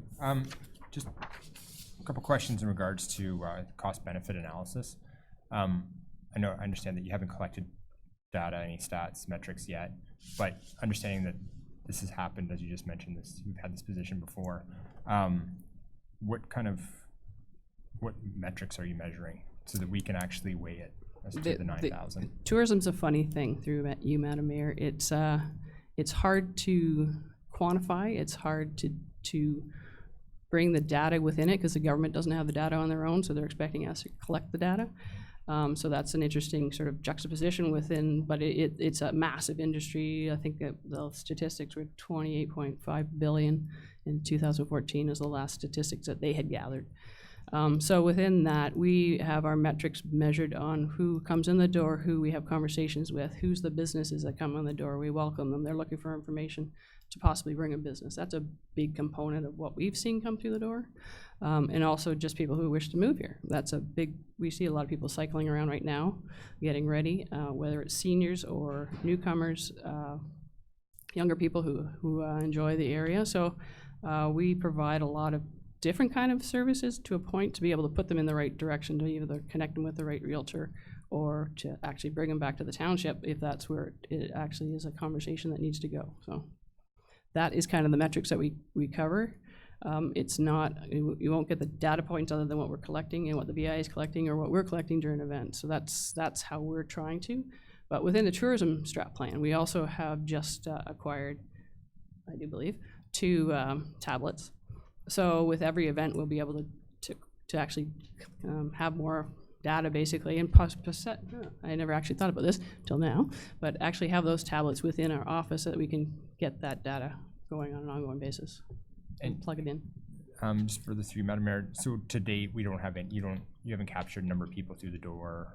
And We have just when she started through Madam Mayor. I have other data from before when we had that in the position in the past. I just have to go dig that up. Okay. Through you, Madam Mayor, have there any other funding models been identified for this position that don't involve the township? No, because we have tried RED program, and that keeps changing constantly as far as the what their scope is, and then Canada Summer Job is very specific to a certain time frame. So that is something that we applied for every year, and we've seen our own funding go from 15 weeks down to 8. So we have to also be creative in our own sense to keep that visitor center open in the summertime as well, when it's actually the highest time. So. Okay, thank you. Any other, Councillor Watton? Thank you. Just one other question, if I may, Madam Mayor. This person, does she attend, will she or can she attend our tourism advisory committee meetings, or does that a conflict, like if she goes to school or? Through you, Madam Mayor, she does have another job, but like the gig economy, these younger people have to do multiple jobs, so she does have another job. As long as we give her enough warning and some, timeline, she might be able to adjust her schedule where she is otherwise. So that is something that we could have her. Yeah, I think that would be a benefit to her too. Well, if part of it is to liaise and put things in that are township-centric, or our tourism committee-centric, then that would probably be helpful. So. That's a great idea. Thank you. Anything else? Oh, Councillor Guido? Madam Mayor, so just as a point of clarification, we're not approving the funding right now for 2021. This is just received 20. I would suggest we refer it to the budget. Right. For budget discussions. Yeah, we would not be. May I make an ask as well then? And I spoke with Director Valentin as far as the budget line item. It's actually not listed out as a line item, am I correct, in our budget binder that we received? It's bundled in with something else. May I ask, before consideration is made to the $9,000, and Ken, if you can appreciate, I fully appreciate keeping doors open, people walking through the streets, but we're also going to have to be debating whether we want to, can we afford to spend $10,000 for another crossing guard? So $9,000, while I know we've heard we're getting a great deal out of that, we have to be very diligent with it. Is it not possible for us to receive any kind of report from Ms. Anker prior to us approving it in the budget with her accomplishments thus far? I appreciate she's new to the job, but we've been hearing that this has been a need for quite a while, so there should be work ready, and she should have accomplished something by now. Is there any way that we can receive a report as to what's been accomplished so that we truly can weight the value or not value of this position? Through you, Madam Mayor, I do believe it is a bit premature just because she is new to the position. If this was something that we had 3 years ago, when we had it for 3 years, that might have been a good, and that's how we presented this as we move forward. It is something that's getting back up to speed. Again, I do stress that it is in the strat plan. It is part of the requirements that we have within the tourism strategic plan as a check mark. So it is a needed thing across Scugog because we have lost so much traction over the last 4 years. So it's going to take another 4 years to get back to that level that we were at. So I can see what we can provide for you, but it's not going to be something that's going to be enough quantitative, I think, to say yes or Maybe no. we could have some of the old data. Yeah, we could probably, keeping in mind that it's, a few years old. Yep, but exactly. It would give us some idea of and the numbers. new data as well. Yeah.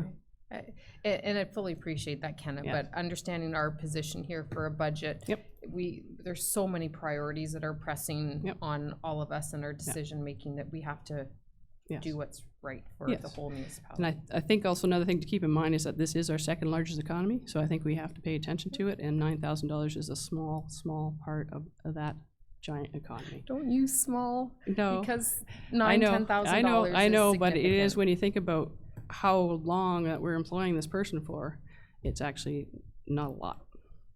And we have no administration cost from us in there either, so yeah, appreciate that as well, so. Thank you. No, that's it. Thank you. Councilor McDougall.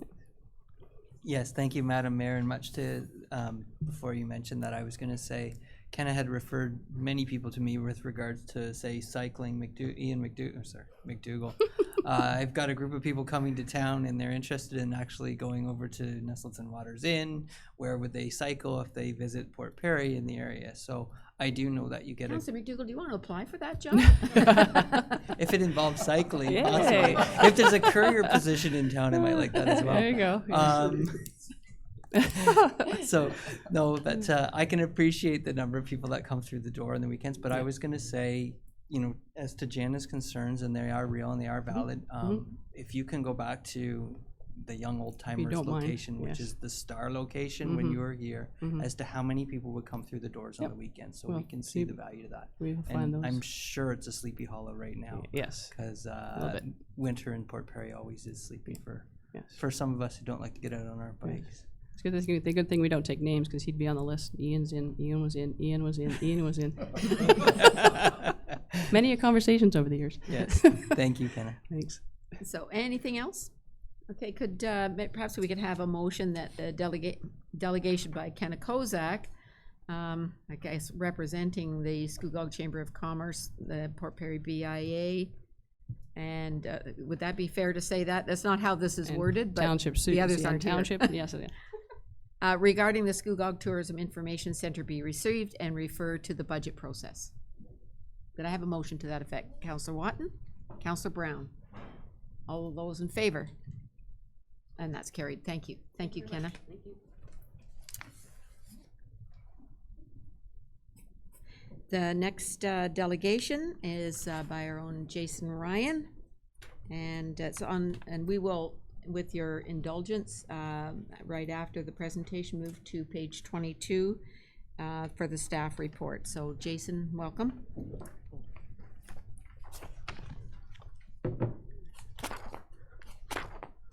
Thank you, Madam Mayor. Staff is recommending a further amendment to the site alteration bylaw to allow for the importation of topsoil for normal agricultural practices, which is an incidental part of sod farming, greenhouse operations, and other horticultural practices. In March 2019, the township hosted the Scugog Agricultural Roundtable to share ideas, issues, and ways the municipality can assist the agricultural community.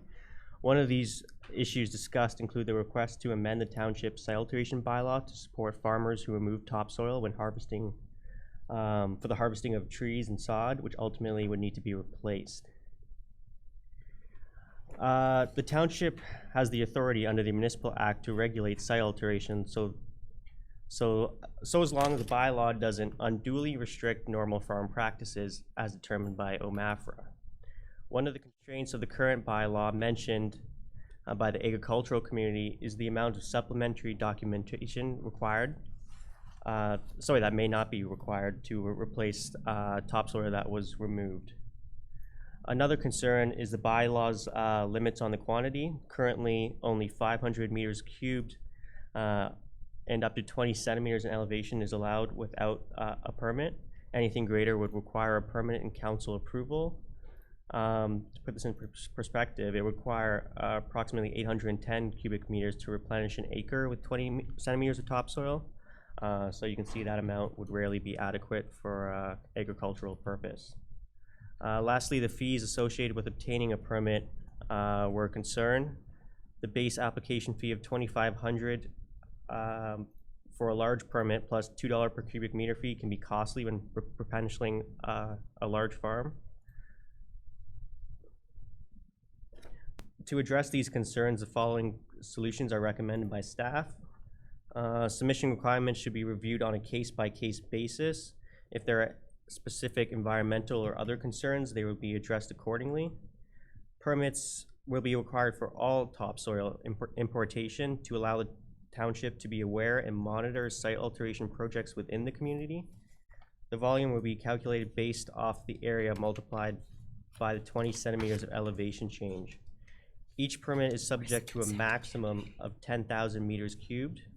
Once the conditions have been satisfied with the permit, an additional permit can be obtained, subject to conditions. Approval will be delegated to the Director for Agricultural Permits.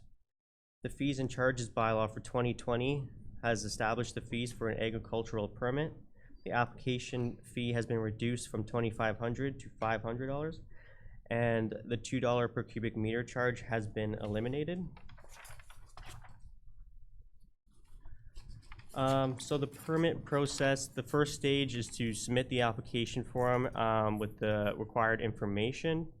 Next, the information is reviewed by the township and other applicable agencies such as like the region or the conservation authorities, or their peer reviewers on their behalf. At this time, it may be determined that more information may be required for review. Lastly, the township and other approval agencies provide their decision. If approval is issued, the allowable volume limit is set, and other conditions such as security deposit or street sweeping may be required. The basic requirements for every application, including material testing, meeting MECP regulation, sediment and erosion control, haul routes, and an aerial drawing illustrating the area proposed, that will always continue to be required. This example shows an aerial photograph marked up with the area being filled. This will be used to calculate the volume and be verified through site inspections. Environmental features will be protected using silt fencing, and it shows the haul route. The Durham Agricultural Committee was contacted for comment and provided comments on regional matters. The proposed bylaw was also forwarded to the Ontario Federation of Agricultural, the Ontario Minister of Agricultural, Food and Rural Affairs, the Scugog Agricultural Roundtable, and the Durham Region of Federation of Agricultural. Staff presented the draft amendments at the Scugog Agricultural Roundtable meeting on December 4th, 2019 for input. The draft amendments were well received by the members of the farming community in attendance. Thank you. Thank you, Jason. Let's have a motion to receive the delegation or the presentation, and then we'll move straight to the report. Is that okay? Councillor Kiesebrink, Councillor Brown. So we can take questions on the report and your presentation. Questions? Wow. Oh, Councillor McDougall. Yes, thank you, Madam Mayor. Thank you for your report, Jason. Question with regards to, will the municipality reserve a right to have spot checks of the fill that's going in periodically? Yes, through you, Madam Mayor. We have the Municipal Act gives us the right to the site alteration bylaw, which allows us to complete inspections, require testing, and even require a peer review of those test results at any time. Very good. And so roughly it's about 810 cubic meters per acre. So if somebody had a larger site, that's about 13 acres of fill, roughly 20 centimeters deep. If somebody had a larger site, that would require multiple permits. Is that correct? Yes, each permit is up to 10,000 cubic meters. If additional permits are required, we set that limit so that we can see how the process went up to that point, make sure that they're following all the conditions and everything's being met, and then at that point we can proceed with the next permit for the remaining amount to be filled. Very good. And just one question further, and that's the discretion of that is through the Director Coleman, is that correct? Through Director Heritage. Oh, Director Heritage. Sorry, thank you. Any other questions? Councillor Brown? On page 26, thank you, Jason, by the way. Topsoil permitted if it meets the standards of table and soil and groundwater and sediment standards of the EPA. Who specifically is going to do the testing for that, and when would they be doing it? Through you, Madam Mayor. The testing is typically done at the source site prior to the material being transported. A copy of this report is provided at the application stage. If it wasn't done at the source site, then we would require the applicant to obtain a consultant to do the testing for them and ensuring that it meets the MECP regulation. This will have to be provided and reviewed and approved by the township prior to any application being approved and any material being moved. Agricultural properties tend to have like some of the strictest regulations. Yeah, so that the topsoil will have to meet those requirements. No? Okay, Councillor Kiesebrink, did I see your name? Thank you, Van? Madam Mayor. Thank you very much, Jason, for your report. I was at the March 26th Agricultural Roundtable meeting where the concerns were brought forward to us from the agricultural community. And considering, sod farming, greenhouse operations, nurseries that need to, this is part of their normal farming practices, that they need to replace the soil. We could certainly understand their concerns, and we don't want to impede our farmers. We need to support our farmers. Am I correct in understanding that the proposed bylaw was forwarded to OFA and OMAFRA, and they didn't have any concerns about our suggested changes? Through you, Madam Mayor, they did provide comments. Their comments were addressed and used to determine these outcomes. Okay, so the comments that they provided were taken into account with this draft that you've brought forward? That's correct. Okay, and a further question through you, Madam Mayor. You talk about a maximum of 10,000 cubic meters. There's also a max depth of 20 centimeters, is that correct? So there would be, we wouldn't be seeing like a huge pile in one spot. We're gonna see it leveled out, and there would be inspections to ensure that that's what's happening.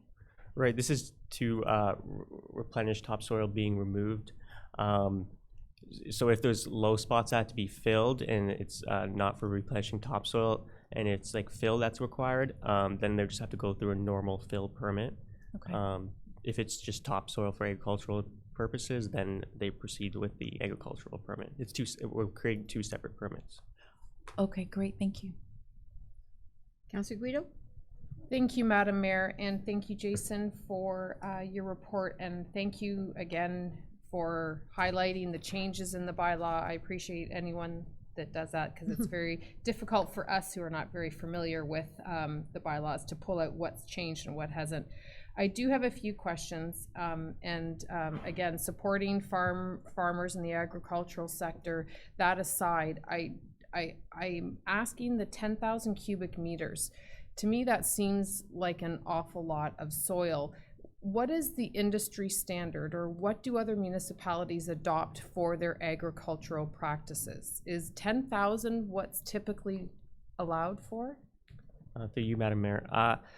Looking at other municipalities, they for their exemption, they just set the 20 centimeter max, but there was no maximum volume. It was just exempt altogether, versus I've included the 10,000 max to ensure that we can monitor it and do it more in sections versus just letting them do whatever required, 10, 20,000 that other municipalities allow. That's why the 10,000 was set. So, and forgive my ignorance on this, but 10,000 would not seem like an excessive amount of soil needed for normal farm practices? It's depending on the size of the farm. So it's 810 cubic meters per acre. So most farms are several acres, if not sometimes hundreds of acres. Especially when you get into like sod farms, and every year they're cutting that sod and removing the topsoil, and that may need to be replaced. And they take topsoil as it comes along, when it comes available, to replenish those fields. Okay, thank you. No, I was just reading a document from the Ontario Soil Regulation Task Force, and they were quoting a different amount that would be industry standard. My next question, it's on the actual bylaw. Sorry, let me get you the page so we can reference it. I believe it is on, but it's specifically on page 30 when we're referring to definitions. Number C, when we're defining the agricultural lands, is there any reason why we wouldn't want to include that these agricultural lands are zoned agricultural rather than anyone that has a large parcel of property deciding to grow some corn in their backyard, thus saying that they could potentially follow this bylaw? Would we not want to indicate that the property would need to be zoned agricultural in order to qualify? Through you, Madam Mayor, we have them require to provide their agricultural number, their business number, so they had to be registered as a farmer. Could we not entertain including the language that would indicate that they must be zoned as agricultural? Yes, yeah. I think, yeah, both the number and like the zoning would justify that, yeah. So does it require a change, I think is what you're getting at, yeah. Does it require a change within this bylaw to talk about the zoning of the property? Yeah, we could add that to the amendment.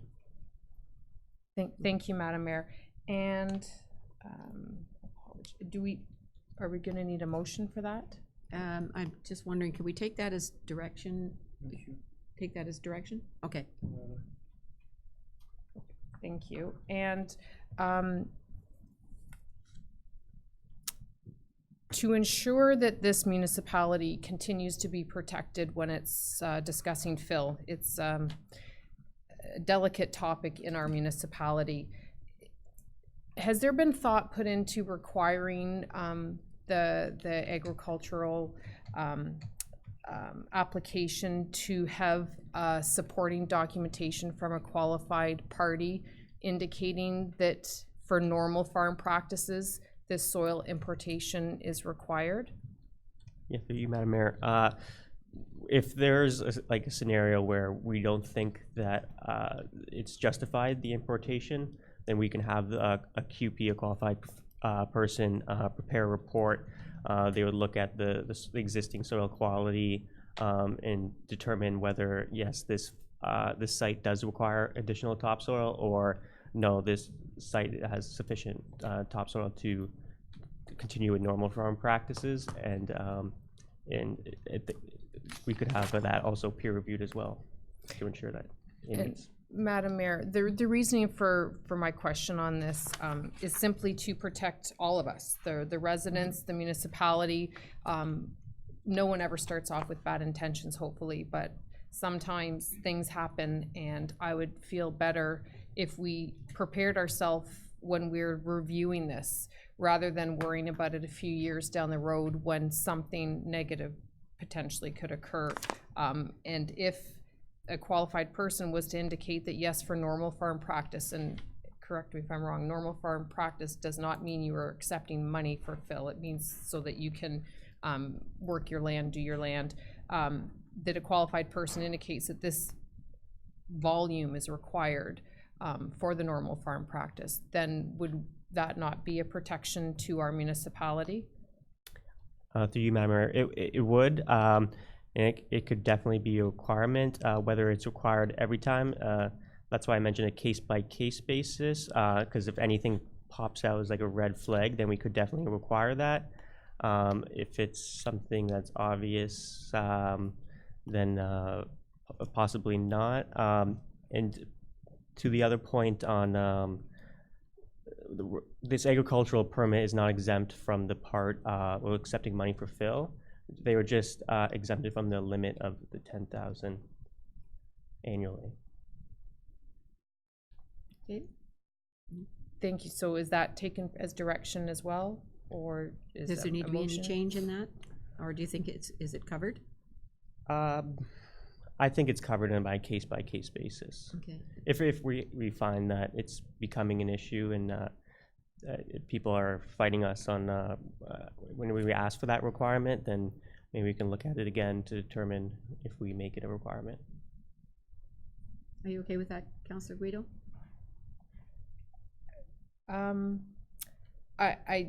Again, not knowing enough about farm practices and fill and site alterations, well, I know enough about fill. I just want to ensure that we're protecting ourselves from anyone who has ill intentions, not those that are doing their normal farm practice. Through like the new regulation and our bylaw, there's a lot of requirements such as like testing, so we know that it won't be contaminated. There's like truck monitoring where they track every single truck to make sure it's coming from the correct site, the amount of volume that they're importing, testing requirements ongoing, testing requirements after, and then you can have a QP, bring in a QP to supervise the whole operation.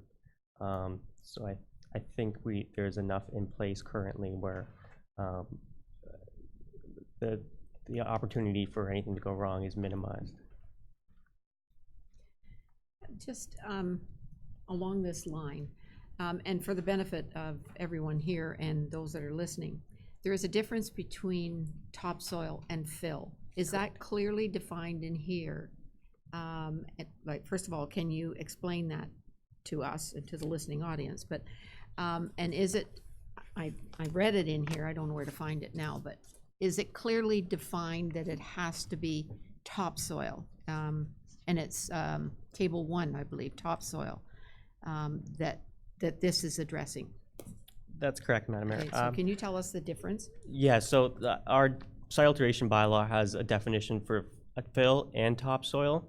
So topsoil is included within fill, but topsoil on its own is like certain horizons of the soil makeup, and that is defined in the site alteration bylaw. And then this agricultural permit, that section strictly speaks to only topsoil. Nowhere in there does it say importing of fill, just topsoil. Okay. And that is clearly defined in our bylaw. Director Heritage? Yes, Madam Mayor, if council wishes to take a look at page 36, definition C, topsoil means those horizons in a soil profile commonly known as the O&A horizons containing organic material and includes deposits of partially decomposed organic matter such as peat. So there's a specific definition for topsoil that's separate from fill. And what we're looking at in this bylaw is an amendment just to incorporate provisions for topsoil. All the other current provisions for fill are still in the bylaw, or remain in the bylaw. Does that help, Councillor Guido? Thank you, Madam Mayor. Yes, it does. And just for the record, it's only questioning because of protection reasons. Thank you, Councillor Guido. Councillor Watton? Thank you, Madam Mayor. You basically clarified what I was going to ask, that it was indeed only for topsoil, and totally respecting Councillor Guido's concerns. We've had a long haul with fill issues, and the more things we can put in place, the better, but we also don't want to be created so cumbersome for the farmers that they can't carry out their normal agricultural practices. So Jason, I think you've done a great job on this, and thank you very much. Thank you. Any other questions? Thank you, Jason, and indeed thank you to all of staff to responding to the needs of our agricultural community, and to council for supporting the agricultural community today and always. So I entertain a motion, please, that report DEV 2019-031 entitled Site Alteration Bylaw Amendment be received, and that Site Alteration Bylaw 62-15 be further amended to create an agricultural permit to allow for the importation of topsoil for the restoration of agricultural lands used for normal agricultural practices, and which is an incidental part of sod farming, greenhouse operations, and nurseries for horticultural products, and that a bylaw to implement these changes be brought forward for adoption. Mover, please. Councillor Watton. Councillor Ross. Any other questions or comments? All those in favor? Oh, you got a question? Go ahead. Just to further qualify, is this just for sod farms and whatever else? Greenhouses. Greenhouses and so on and so forth. or what qualifies normal farm practices? Through you, Madam Mayor. Normal farm practices is defined by the OMAFRA board. They recommended not to put a definition into the bylaw. They want to look at it at a case-by-case basis. So if something was brought to their board, they would look at it at that time. It's wherever topsoil is being removed as part of the business, and then which is typically with sod farms and tree farms, where they has to be replaced. And if there's anything different, then maybe we would require that report from a QP stating that yes, they do require it before considering it. Okay, thanks. Okay. All those in favor? And that's carried. Thank you. Well done, Jason. Thank you. We've come to the consent agenda. Nothing has been pulled yet, and we've dealt with 9.2.3. So are there any polls of 9.2.1, .2, or .4? So may I have a motion? Yes, yes, Councilor McDougall? 9.2.4, please. Okay. Councilor Brown? 9.2.1, please. Okay. I have a motion, please, that 9.2.2, where is that?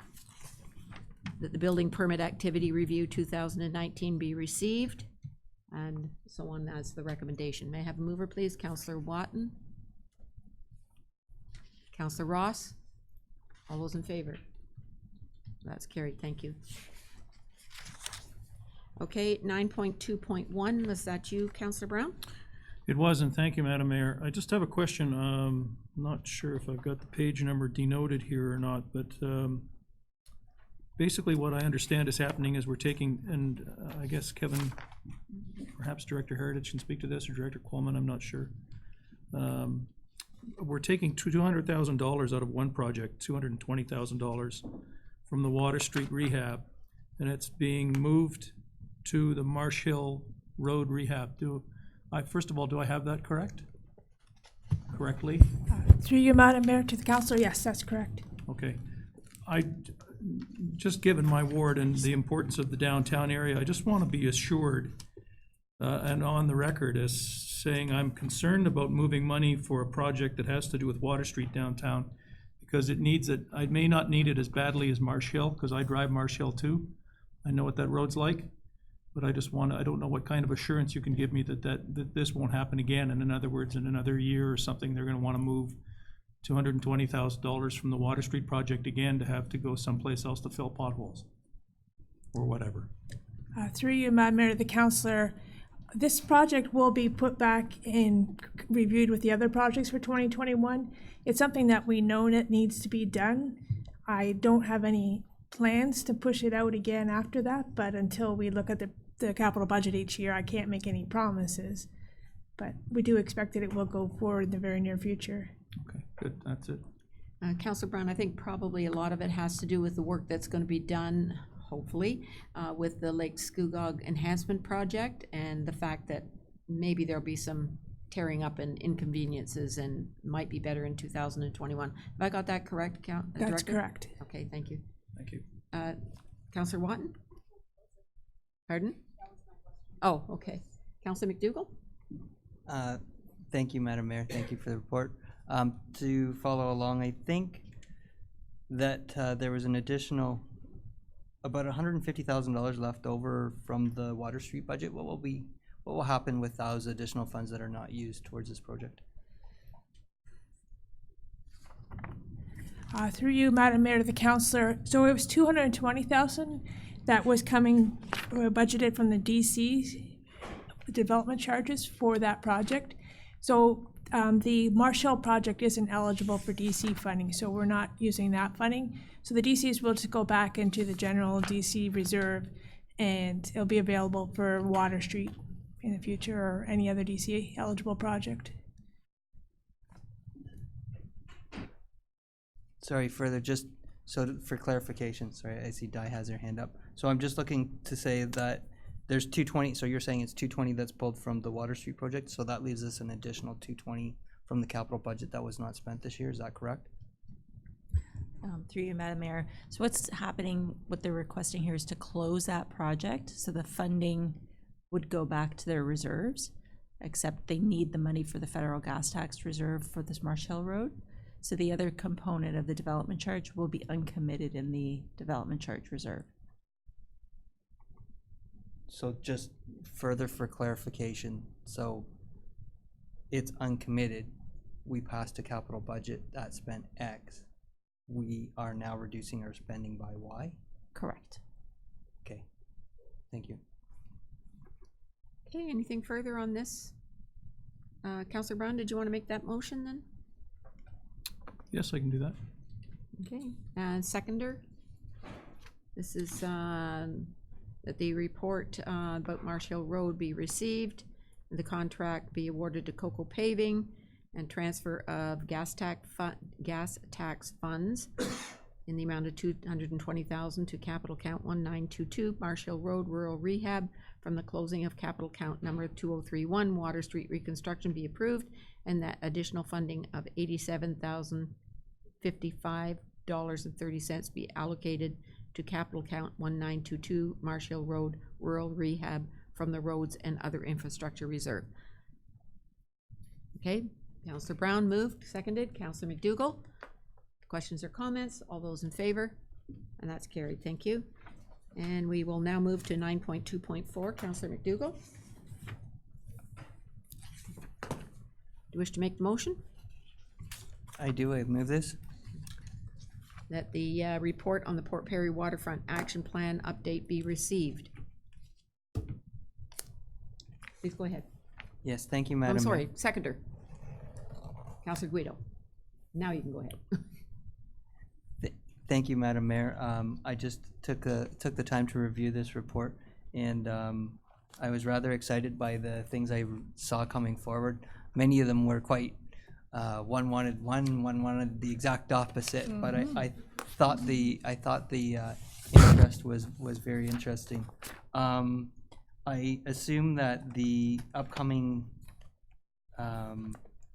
roundtable, or sorry, the meeting on the 13th will further flush out people's ideas in terms of what they're looking for on the waterfront? Through you, Madam Mayor, we're hoping so. So on the 13th, the idea is we're holding 3 different workshops, and that's to get people in a room to help us kind of draft some concepts. So people will be at a table with a designer to kind of put some ideas to paper and hopefully flush out some of those ideas.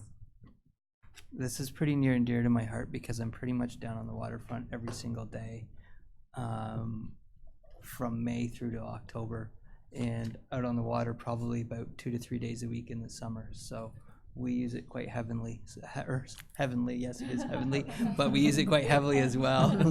So thank you very, very much. That's all. Any other questions, comments? Councillor Brown? Through you, Madam Mayor, just a question, if I may, for Ms. Prentice. Around page 70, I'm not sure exactly, economic development, wide opinions with respect to the appropriateness of new business on the waterfront. Just as a point of curiosity, is there any consensus on anything so far? Does everybody agree on anything? Is that an unfair Through you, question? Madam Mayor. No, it is. It's a fair question. But as Councillor McDougall commented, there has been varying opinions, some for and some against different businesses. I think we're starting to see a consistent support for the farmers market type of businesses and vendor spaces. I think there's varying opinions on the grocery store site and what happens there if it's redeveloped over time, what you could see there. This section was also to kind of gaze at the interface with Water Street to see what kind of businesses people wanted to see that would support that waterfront development. I think you're starting to see that people don't necessarily want to see private businesses on the waterfront on public lands, so they do want to maintain that public land ownership. But if there's other businesses that we could put that kind of supports that downtown, I think we see general support for that. It's just trying to pull out those comments a bit more. But I was trying to get people to think more of like recreational economic opportunities. So how to grow the marina or kayak rentals and things like that. Those are economic development opportunities as well that we're exploring. And supplemental, if I may, you mentioned the grocery store. Who has the final say into what happens with the grocery store? Do you have that answer for me? Is that, there are conflicting opinions for sure on what should happen there. Yes, a lot of time machine solutions with respect to the grocery store shouldn't have gone there, but it's there, so we're dealing with that. But it is privately owned, so we can look for plans and deal with the landowner, but if there's a way to do both, and over time, remember this is a long-term plan, so we kind of want to look over time. If there is a redevelopment opportunity, what does that look like in that area? Okay, thank you. Anything else, Councillor McDougall? Thank you, Madam Mayor. Thank you again, Robin. I can't help my excitement over the waterfront project just because I'm down there all the time. I did see a general continuity across many of the statements in here where it seems where trails and walkability is a pretty key kind of key concept aspect that people are looking for in the downtown core. Is that fair to say? Yes, that's fair to say. Another question I had was on page 84, arts and cultural heritage. I'm not sure if people realize, but there's a bridge that Bill Lishman did over the Begwating Creek. It's kind of hard to see because it's pretty overgrown. If you page down a little bit, JP, I think you have the controls a little further. And it's right about, yeah, right there, exactly. So there's a beautiful bridge that Bill Lishman did that goes over top of the Begwating Creek in there. That's definitely a highlight. It's hard, it would be a great spot for photos for weddings and stuff, but you can't get back far enough up the overgrown area to take pictures out towards the lake. But it's a lovely spot. And I know this is going to take a long time, and I believe that the community is looking at this in terms of a long-term plan. If opportunities develop, where would they go? But in the meantime, if there's any way we could look at doing two things, one would be upgrading those pathways in terms of the limestone base that's down there, and two, is it possible to get another swing in Palmer Park? That's just one more swing. Anyway, that's all. Thank you, Madam Mayor. Thank you. Anything else before I chime in here? It was very, very interesting, the results of the surveys and the consultation that we've done so far. It was interesting to see that a number of things that I've highlighted are probably going to be taken care of through the Lake Scugog Enhancement Project. Trails is one, clean water, aquatic vegetation, free water. There was just a number of things. There's one page here, I got about 8 or 10 things that will, if we're able to do this project, that we will be able to tick those boxes, so that's very good. And there were some conflicting comments on parking. I was amazed because people usually complain about not enough parking, but there was a number of comments about no parking down at the waterfront. I don't know how we could manage the parking needs of the community with the wish that we don't have any more parking down there. But anyway, there was very, very interesting comments, and I know that we're looking to have more consultation, and we're looking to some demographics of our Scugog Township have been well represented.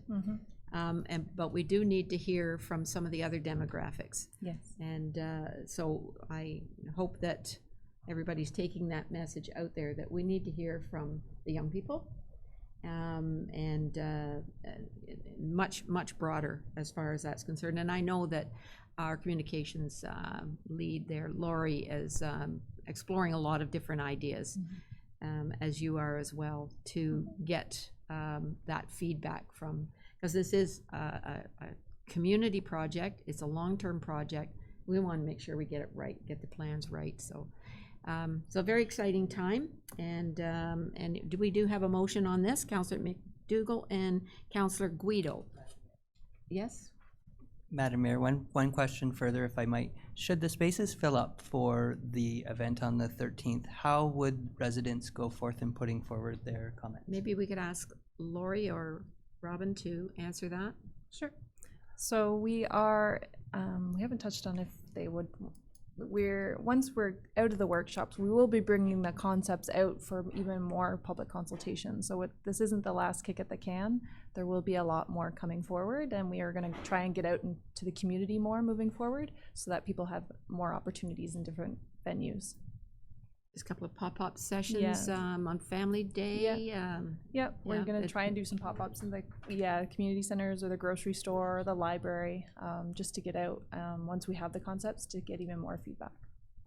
Thank you. There's been some movement for get the high school and some of the elementary schools involved. Yes. Thank you, Madam Mayor. And just to continue on your comments, Madam Mayor, and to echo the same concerns, I was worried that we may be just hitting one demographic, which is great to have such great participation, but I would like to really commend our Director of Strategic Planning Initiatives and Communication. I sent my concerns onto yourself and to Ms. Bowers.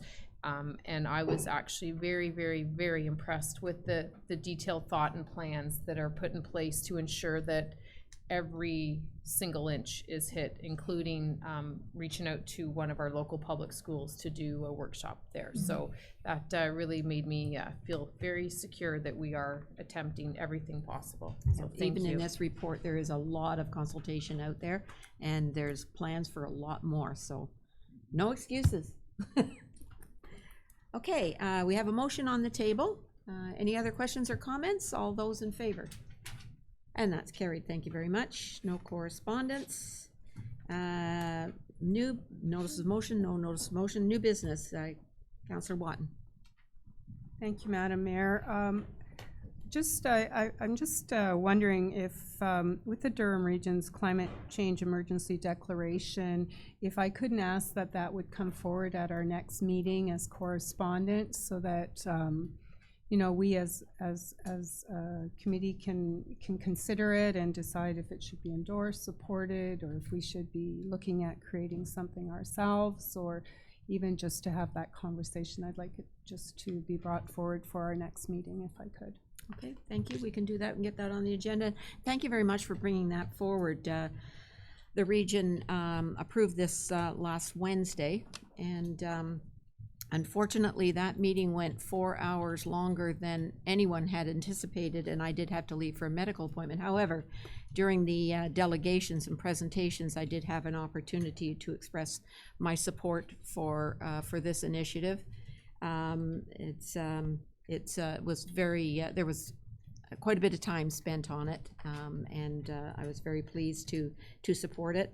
The wording climate emergency is something that, a movement that's all across Canada, and that's the wording that's used, and that's the wording that was used in this particular motion and declaration. So anyway, thank you for bringing that forward, and yes, we could put it on the next agenda. Okay, I think we're at the end of our agenda. No closed session. Do I have a motion to adjourn, please? Councillor Guido. Seconder, Councillor Brown. All those in favor? That's carried. Thank you very much, everyone. Thank you, staff.